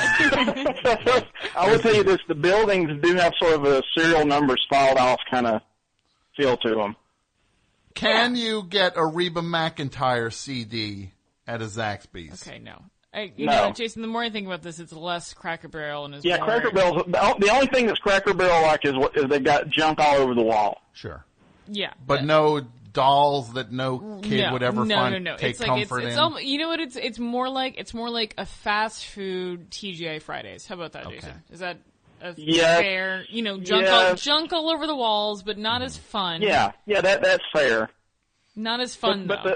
Is it generic junk on the walls, or is it local? Like, will they have a picture of the local team? It's so local. They'll slap they'll slap like a local football team up there or something. Absolutely. Okay. Yeah. So they'll have that to kind of keep. But like mine, they got like skis up there. Yeah, they get skis. I just distinctly remember flags. What are those triangle flags called? The ones that are. Hey, Stephanie, does yours actually, the ones you go to, do they have the Charlie Chaplin pointing at the restrooms? I don't know. See, we have a Charlie Chaplin making a disgusted face, and it says restrooms, and he's pointing at the restrooms, and it's disturbing. I think he's holding toilet paper. It's very disturbing. I don't. It's my least favorite thing in the Zaxby. Speaking of which, I went to Mike. What is that? What's that sandwich chain called? Not the. Help me here, Mike. There's one in Jersey City, right on the water where WFMU where we used to go. Not Subway. Is it Schlotsky's? Not Schlotsky's. It's not Jimmy John's. Quiznos. Not Quiznos. It's Jersey Mike's. Not Jersey Mike's. Come on. It's like the pot. What's the pot? Not Firehouse Subs. What, Pat? Potbelly. Thank you, Pat. It's shut up, Mike. Pat got it right. Potbelly sandwiches. I go into if there's one right there, go look at it. I'll drive you there after the show. It's closed, but we can both pull look it in up on Google Maps. Come on. Yes, thank you, Jason. I go into the men's room at this place to wash my hands, right? And what's on they have one picture in the bathroom there. A picture of Nathan Lane in the men's room. Where it's just like, what is it? Was he here? It's like, and it's not signed. He just used the men's room. Is the owner just a fan of Nathan Lane, and they put a framed picture of him in the bathroom? It's just such an odd. It's not old timey. He's still alive and working. Right. probably currently on Broadway. Definitely. And, yes, a very strange choice. That sounds like a revenge story. Yeah, Nathan Lane is. Yeah, I'll hang you in the John. You like hang yeah, you in the John. Yeah, how do you? I swear to God, Nathan Lane. I'll show you, Lane. Take this Big headshot. time, You me. wouldn't sign my headshot. On a pot Straight in belly. the John. Like he was outside a Broadway theater. Nathan, please sign this headshot. I don't have time. Sorry, buddy. Oh yeah, buddy. Yeah. Oh, Yeah, you're my okay. buddy now, huh? I guess we're buddies. Well, let's see how where this headshot goes. Right in the can, buddy. of the potbelly that I own. That's where he's king. Now, Jason, Yes, sir. how are Just you? very quickly, How are you? First, I'm doing okay. I'm doing okay. how's your dog Peppy? And he's all right. He's getting old. You know, Peppy's getting up there. He's What not. getting what old. kind of dog is Peppy? he is half poodle, half Shih Tzu. He's a mutt. Oh. He's delightful, but he is getting old and kind of having some of those old age things. He's getting up there. Well, good. Look, all the best to you and Peppy. He's a good fella. I did have just a couple revenge stories very quickly. Please. So I realized I didn't have any personal ones because I realized that anything I thought was a revenge story either was just a bad thing happening to me and I took it, or it was something I did to somebody that they didn't deserve. Right. So it's very tricky. It's almost like a Zaxby. It's right down. You got to The play middle. that border. You got to Zaxby's a situation. Yeah. So I have no revenge stories, but two movies that came to mind. One was this will bring in the kids, the Todd Browning classic Freaks. I don't know if you remember that movie. I've never watched it. I can't bring myself to watch it. It's, Freaks. you know, it is what it is. And apparently Todd Browning, the director, he grew up around circus people, so he was sort of, probably more respectful of treatment than you would imagine. Okay. All right. By watching it. But anyway, it's really creepy. The revenge aspect's very creepy. But I don't expect it to go on the list because neither of you probably ever seen it. Because they all go after You know what? I them. have seen Freaks in film school. Okay, well, do you remember the ending? I don't remember the ending. One of us. Yeah, That- they do that. Yeah, okay. That's the middle. It's in the That's middle. all that is in the middle. It's not the Yeah. ending of that movie. What is the That's end? when everything's still good. The one of us. Is it? Is Saying it? that- Do they just go, "Who's the freak now?" Right? Kinda. Yeah. Get away from me! Get away, you freaks! You're freaks! Hey. You're all Todd Browning's freaks. They do say that. They do say that Get away in from me, Todd Browning's the freaks. movie. And then the freaks.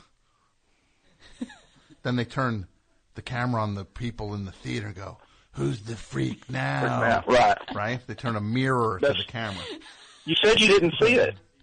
What is that? That would be the Turn greatest a ending. mirror to You're the the camera. freaks. Oh my God, we're the they- freaks. Who's the They zoo roll man? up the screen and it's an actual mirror. Freak. So, all right. Well, No one would have Wait, ever gone okay, to so the that's, movies so again. that's number one. What was your number two? So the second one is the original Mad Max. Okay. yes, which is like a Death Wish type premise, Death Wish Down Under. where his family gets wiped out. But the thing he does to the guy at the end, where he spoiler, the car is like gas leaking out You of it. can't, and boy. he Look, handcuffs him. people had their chance to see the original Mad Max at this point. They keep, hey, you ruined Hey, it. what the It heck? came out in 1978. Well, if you haven't, pause this. If you're listening to this, go watch it. Come Okay. back. But yeah, he handcuffs the guy to the gas is running out, and he gives him a hacksaw. Mm-hmm. And he leaves him there, like he can cut through his arm or he can blow up. Yeah, you like That's that. his don't you? choice. Right? Right? That's how you like it down there. in What's more of a Huntsville. chance than they gave his family? Yeah. That's the way that's All Huntsville justice. Now imagine this, Fair. Jason. Yeah. Nick Saban, Coach Nick Saban, your hero. Oh boy. Right?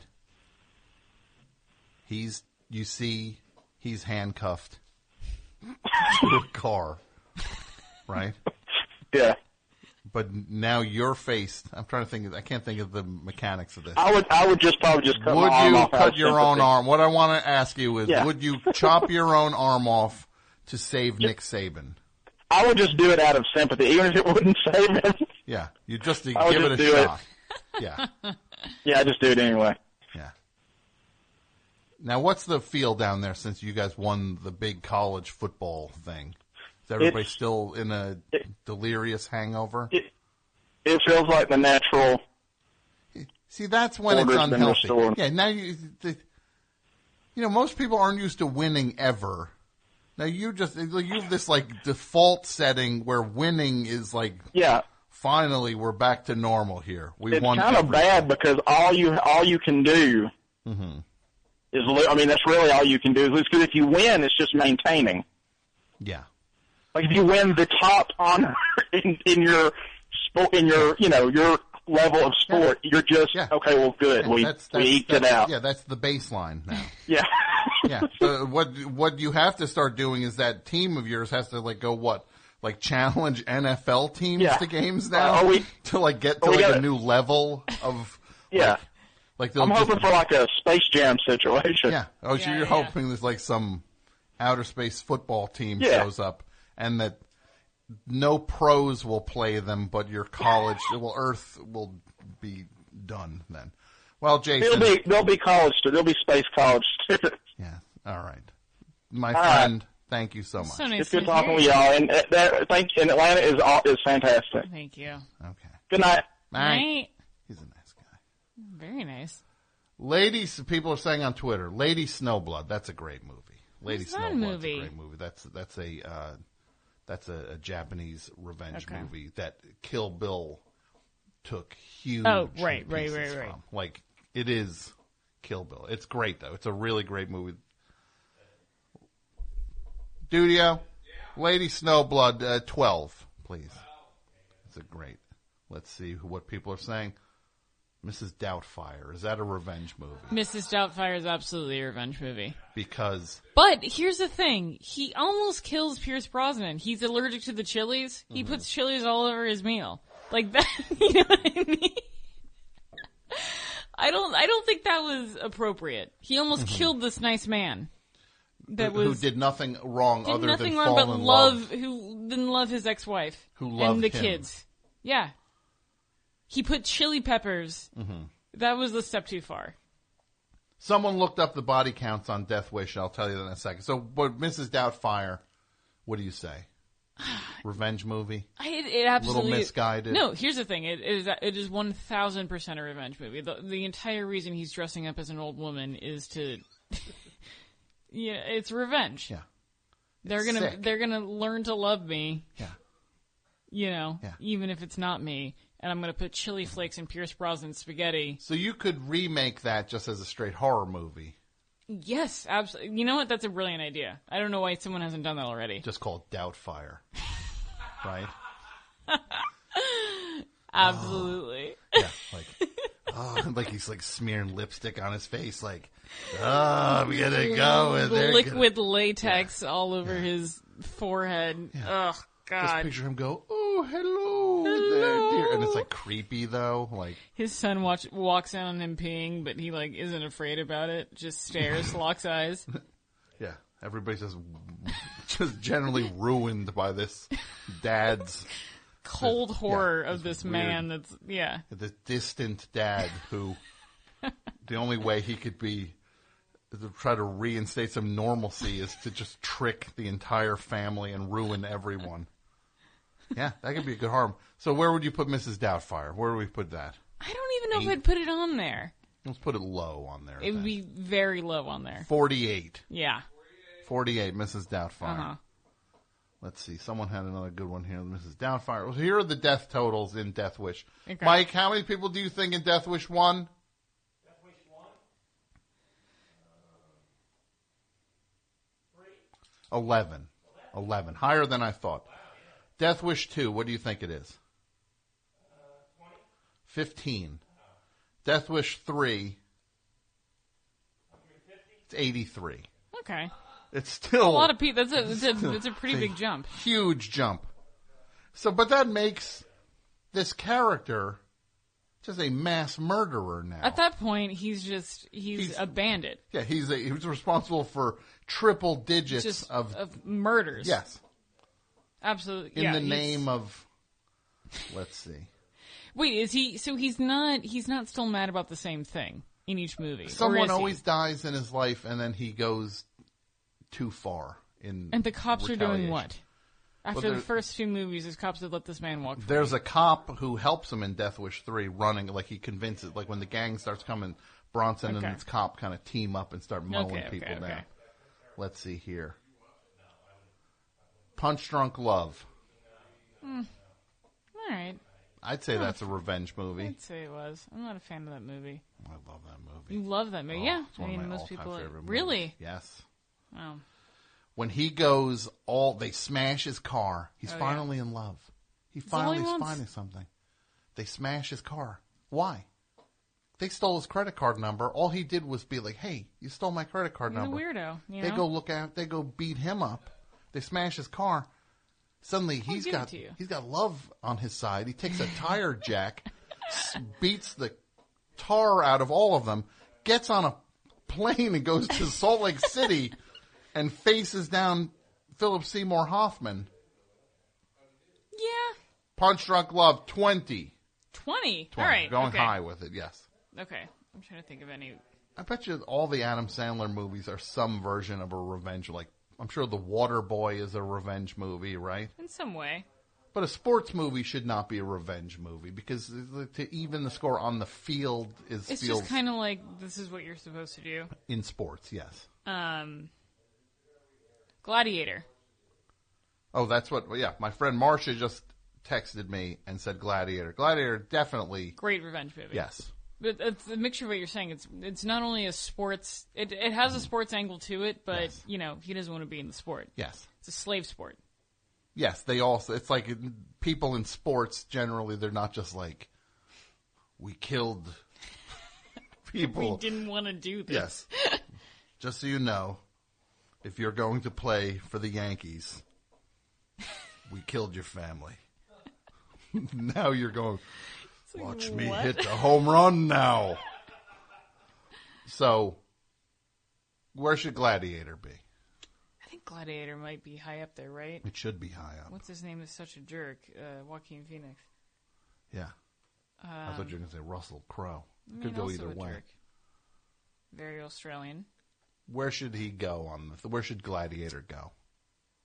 Oh, God. 7? 8. 8. Studio. 8. Chappie? I didn't see Chappie. I didn't see Chappie either. I'm not putting that on. I think that movie bothered me. I'm not putting Chappie on. I'm trying to think. What about... Let's see. Sheesh. I'm not putting any of these...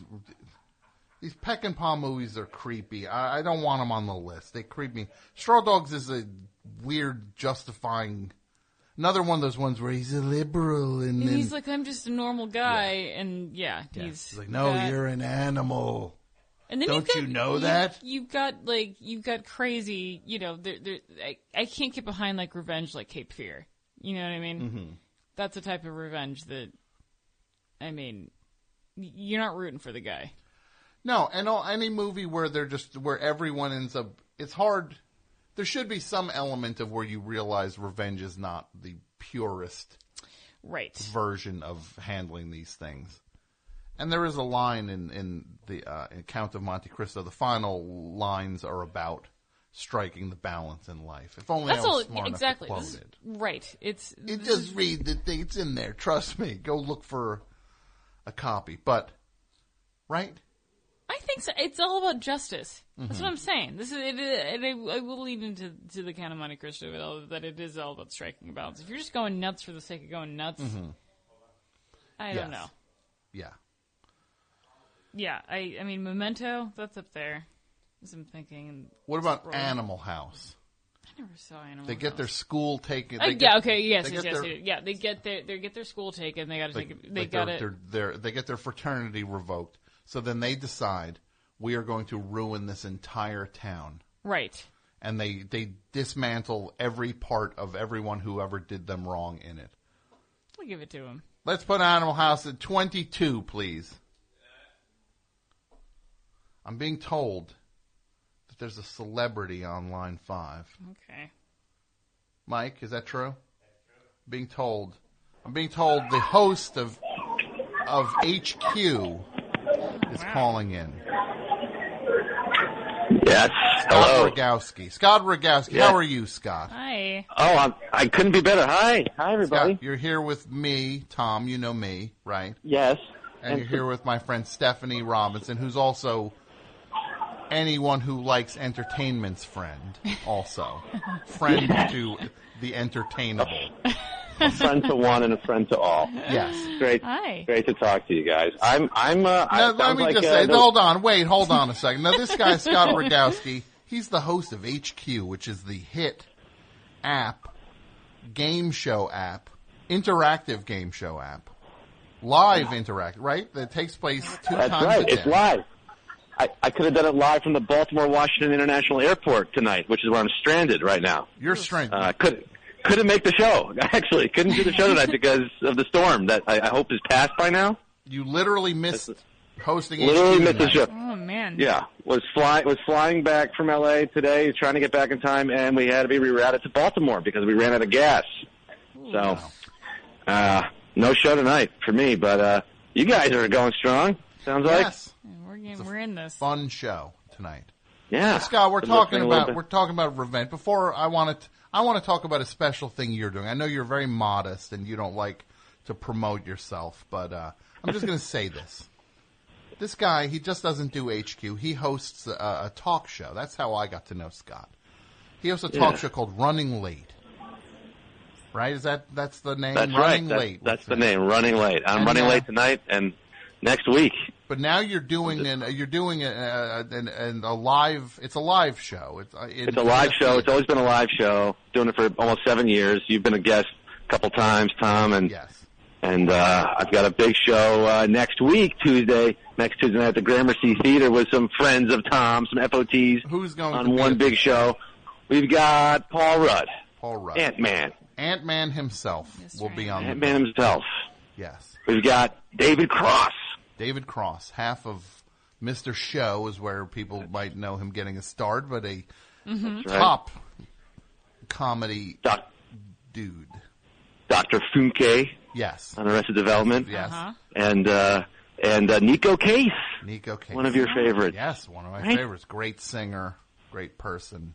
She's performing as well. Yeah, so, big show next Tuesday at Gramercy. And tickets are somehow still available. I don't know how this thing hasn't sold out already. I would say this. There are tickets available. It could be, by this time with HQ, with this thing being this huge game show, it could be this thing should sell out if it's just going to be like, hey, watch Scott eat a filet of fish sandwich. Right? Scott's going to come in with a McDonald's bag. The guy from HQ is going to eat McDonald's in a theater. That's Angry Whopper. To sell out. Yeah, Angry Whopper. Guy rolls in. But no. This guy loads it with Paul Rudd. That's loaded, man. That's like David fully Cross. Loaded nachos right there. I mean, you can't get more loaded than that. I'm going to say this. That's a better lineup than I'm sure most of the talk shows have that night. I'm sure that lineup, those 3 guests, you could put up against anybody else's 3 guests. Oh, totally. Yeah, there's no drop-off. I will agree with you on that one. I know. One's better than the next. It's amazing. They're all great. Sometimes these nights you do have huge drop-off where it goes from Dick Cavett to Sal from Impractical Jokers to me. Now that's huge. That's big drops between the 3 things. And then Dick Cavett had no time for me backstage at that one show. I was like, hey, I'm a big fan of yours. He goes, and then kept walking. Yeah, I almost pushed him. I was so tempted. Pushed him, not punched. He almost from shoved behind. him. He walked past me. I almost gave him a little shove.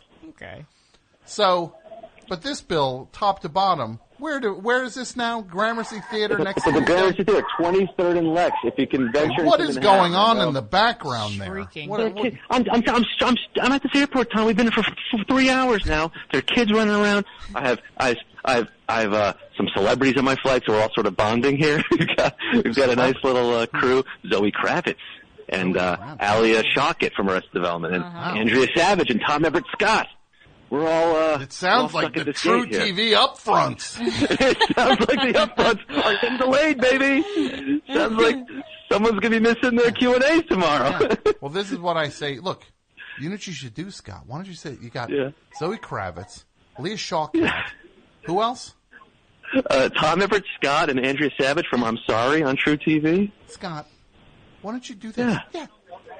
Go say to them, guys, Mr. HQ's renting a minivan, and we're getting to New York. Why don't you do it?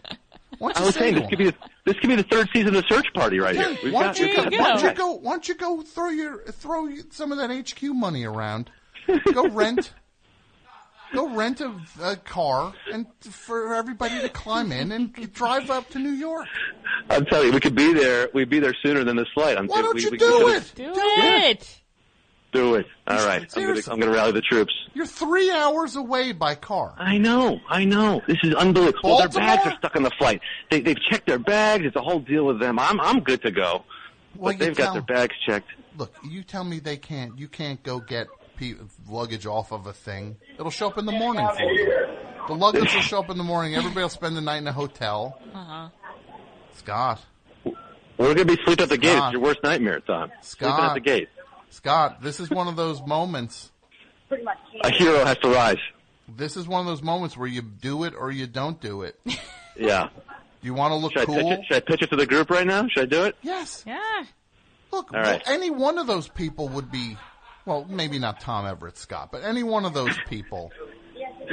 Look, Aaliyah Shawkat, she's super cool. Yeah. Zoe Kravitz, super They're cool. Into that.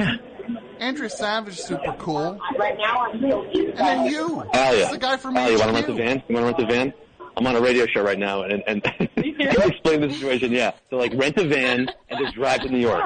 You want to do it? Who are you saying that? Who are you saying that to? Yeah. Who are you saying that to? Aaliyah Shawkat? In Baltimore. Who? Is this a radio station in Baltimore? Best show. It's Tom Scharpling. Hey. Oh, Best Show. Yeah. Hey, my name is Alia Shawkat. Hi, how are you? I'm friends with Nick Thorburn. How are you? Oh, great. Yes, I've heard about you from Nick. People. Yeah. I'm not doing so great. My bag's stuck on this flight. Well, this is, Aaliyah, what's going to happen now. Scott's going to go rent a minivan, and everyone's going to but what about my bag, man? They'll be at the hotel in the morning. I'm supposed to go to an event tomorrow. They'll be at the hotel in the morning. They'll be at the hotel in the morning. They told me they won't send it to me unless I make a claim, and the baggage it's just... This is what you do. It's all a mess. You go up to the counter. Go up to the counter and just scream at them. Say, I have an event to be at. This guy's nice enough to drive us to New York so we can make our event. You guys get the luggage to my hotel by 8 a.m. Or else. Or if you tell them, you saw the end of Search Party Season 2, you might end up in a similar fate. Might befall you. This is all research. Yes. Well, my friend who I traveled here with is ditching me. Zoe just left. So I left. Right. But I'm like, I got to stay with my bag. Whether I threaten them or not, I'm going to stick with the bag. Yeah, I got my friend Olivia. Okay. She's sticking by me. Look, I'm going to leave you alone. Thanks, Olivia. Well, thank you. You have a Good great luck night. in your life. Okay. I'm back, Tom. I'm back. Scott, that was exciting, right?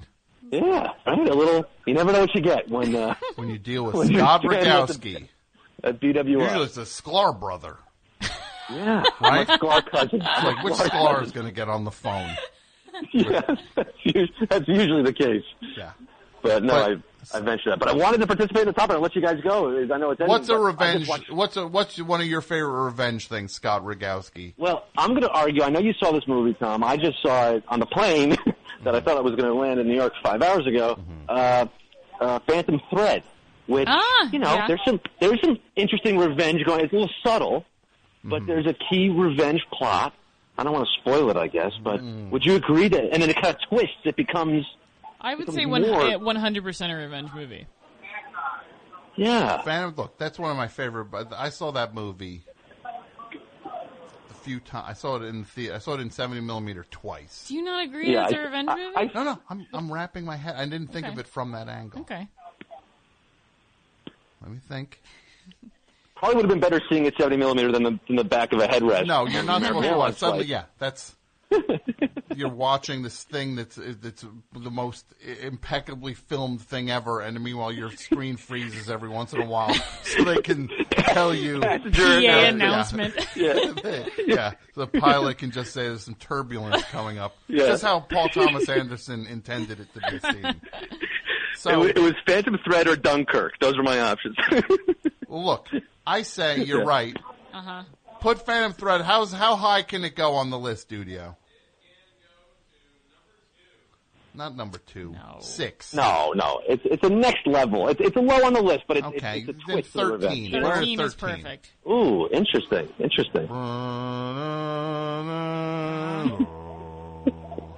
I went to see that movie in L.A. I was working round the clock. I was so tired, but I was just like, I went to the ArcLight. Uh-huh. You know the ArcLight studio, right? That's your local theater now. Which right? ArcLight? The one on Hollywood? Sunset. I went to the 11:30 show at night. 70 millimeter. I was the only one in the theater. Stop. It was one of the best experiences ever to have a private screening of that movie in 70 millimeter. Yeah. Was the greatest. Yeah. Everybody leaving you alone. Then you go in the lobby and you look at the tuxedo. What'd you love about that movie? I liked how funny it was and how funny he was. He was a mess, right? Yeah, but he's just like, I liked his physicality. Yeah. And I like when he was when she's cutting scraping the toast, and he's like, it sounds like a horse is running through the room. Like just him, when he's like, are you trying to sabotage me? Yeah. Are you an enemy? Do you have a gun? Greatest. All right, Scott. Look, you get home. All right, I'll let you go. But you'll definitely be back in New York in time for your show next Tuesday at the Gramercy Theater. Running Late with Scott Rogowski. Special guest Paul Rudd, David Cross, and Nico Case. Yeah, come on out, Stephanie. Right. It was a pleasure meeting you over the phone. So nice to meet you. Big fan of your work as well. Big fan of you. Oh, come on. Look, we're all fans. And Scott, I'm going to say this. Yeah. Would it kill you? Just give me the code. Just say like C B A C A. It's like, let me win one. I'll Morse code. I'll Morse code it with my. It's a big deal. I walk away with $4. Yeah, right. Can't throw me $4. We gave out 50,000 last night. We had Blake Shelton and Kelly Clarkson on the show with me last night. Did you happen to catch that one? I did not. I did The Voice. No. I was out there. That's why I was out in L.A. for The Voice with Blake and Kelly. It was pretty wild. But no, you're right. The money ends up. You've had De Niro on now. De Niro, Christy Yamaguchi. Wow. Christy Yamaguchi was on. You had The Voice and, The Rock. on now. The Rock was the big one. The Rock was on, right? What about AP Mike? What about that? The Staten Island Hustlers. Yeah, you get the Staten. on there. You should get the Staten Island Hustle crew on there. It would be so great. It's $1 billion idea. Yeah, right. Yeah. You could ask the question. That should be like question 1. B, like, what did the guy turn a meat slicer into? 2 plane tickets. 2 plane tickets B. to L.A. All right, Scott. All right. Good night, I'll everybody. You later, buddy. Bye. Thanks. Mike. Revenge. The closing thoughts on revenge, Mike. Is it viable? Is it a low instinct? I think we haven't mentioned that it's best served cold. Okay. It's best served cold. All right. What's that supposed to mean? Yeah. And hot. Yeah. I would add to that. Yeah. What's that? No, I've heard it before. Yeah, so I'm trying to think. What other revenge things have been left off? Let me check real quick here. Yeah, do the rounds. Let's see. Mike wants to know about Billy Jack. But see, that's that old. You're dragging the... What like Memento? Memento's a good revenge one. 32 for Memento. Okay. How about that? That feels right. Let's see, what else? Oh, there's pictures. Somebody put pictures of these Zaxby's in Huntsville on Twitter. Love that. Are there any good kid revenge movies? What's a good, you know what I mean? The one where Frankie Muniz gets revenge on... Yes, Big Fat Liar on Paul Giamatti. Yes, his principal, right? No, Paul Giamatti steals his screenplay and produces it. That's right, yes. Doesn't give him the credit. So Frankie Muniz and Amanda Bynes, they do things like dye his pool blue. Blue, yeah, and he comes out. Like a blue man. Yes. What's it called again? Big Fat Liar. Big Fat Liar 50. Thank you. Definitely 50. It can't be higher. That's got to be the lowest one. And you also know, first of all, if you're stealing a screenplay Frankie Muniz wrote, it's an indictment on show business. And if you steal his thing, you deserve anything you get. Exactly. I'm stealing Paul his Giamatti. Hey. So let's say this, Mike. Yeah. Well, Dudio, you gave me what now was RoboCop. Yeah. Pat did Falling Down, which was disallowed. Willard. I don't know. You always say the weird. Mike says Bad Ronald. I hear him yelling. I don't know. Somebody should remake Bad Ronald. What's it about again? What? You're out of here. We're done. Look it up. It's right on YouTube. All right. Django Unchained should be on it. Which? Rocky IV. That's true. He does avenge. He does go to avenge in the Rocky movie. That one he's avenging Apollo Creed's death. Okay. Yeah, Rocky IV can make the list, even though it's the worst Rocky movie. I think 5 might be the worst one. Put Rocky IV at 48. Which one of the Rockies has the robot? The Happy Birthday Polly robot. That's Rocky That's 4. 4? Yeah. You put 49, Rocky IV. Yes, it has the robot that Paulie gets is Happy Birthday Polly. Yes, that's it says to him. Rocky IV. And then and that's not the worst Rocky? The one with the Happy Birthday robot? Rocky V is the worst one. Rocky Balboa is not so hot. I think the best Rocky movie now is either Rocky or Creed. Are the best one. Yeah. Creed's not a revenge movie, though. No. Let's see. Here we go. Let's see. Checking final looks here. Let's see. Now, there's people talking about Crater Face from Grease. Gleaming the Cube. What's that? That's the skateboard movie. Which one? Gleaming the Cube. I don't even know what that is. Mike, Gleaming the Cube. I'm not asking. You don't know. And just so you know, also, just realize this. We'll take the final calls and then we'll wrap it up. This Friday, my friend Pat Byrne, one of my favorite people. You know that, Pat, right? Pat? He has a live show at Under St. Mark's Theater this Friday. It's called Comic to Watch with Pat Byrne. Friday, May 18th, 9 p.m. at Under St. Mark's Theater. It's only $5. Special guest, you have Claire O'Kane is also going to be on the bill. Very funny. My friend of the show and personally, Claire O'Kane, very funny. The brother gets murdered and Christian Slater avenges his death in Gleaming the Cube. I'm not putting it on now. I don't know. That seems like a... Yeah. Gladiator is probably that's got to be one of the purest revenge movies. What about The Fugitive? Well, I don't know. There's revenge against that doctor who sicked the one-armed man on him.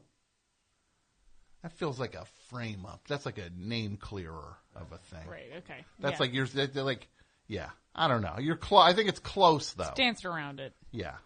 It's the Zaxby's of revenge movies. Yes, it's half. It's right in that border. So it's half Taco Bell? No, it's a fast food joint. Listen, at the end of the day, you're gonna sit in your car and you drive up to the window and you're gonna order a salad. Mm-hmm. If you need to get in there, you will. And but it's not. It's literally the size of a Taco Bell. Okay. Put the Van Morrison Contractual Obligation album at 41, please. We got that. Oh yeah, Point Blank. That's a huge revenge movie. Lee Marvin, right? He just wants his money back. Yeah. Yeah. Okay. 20. That's a hard 20. Point Blank. Yeah. Let's see. Yeah. I don't know. I'm going to pull the plug on this. What's Day of the Animals? What? Show's at 9:00. Okay, the show's at 9:00. Yeah, no. It's Friday, May 18th. Just confirm all these things, Pat. It's called Comic. I'm serious. Comic to Watch. That Pat Byrne live. That's me. Uh-huh. Friday, May 18th. That's the date. 9 p.m. Sharp. Under St. Mark's Theater. Yes. New York City. New York. $5. That's right. Special guest Claire O'Kane. She'll be there. Who could be doing her own show. This is like a 2-for-1. 2-for-1 special. Yeah. Best deal in New York. It is. Wow. All right. Slices afterwards. And what's that? $1 slices. $1 slices. Oh, you're... All right. Oh, I got to hear him talking about parasites from eating pizza. What do you think? You feeling... I think we did what we had to do here. Right? Yeah. I think we covered all sorts of types of revenge, too. Did you have fun? I had so much fun. Can I come back someday? Of course. Stefani Robinson, you can come back. Great. And people can find you where now?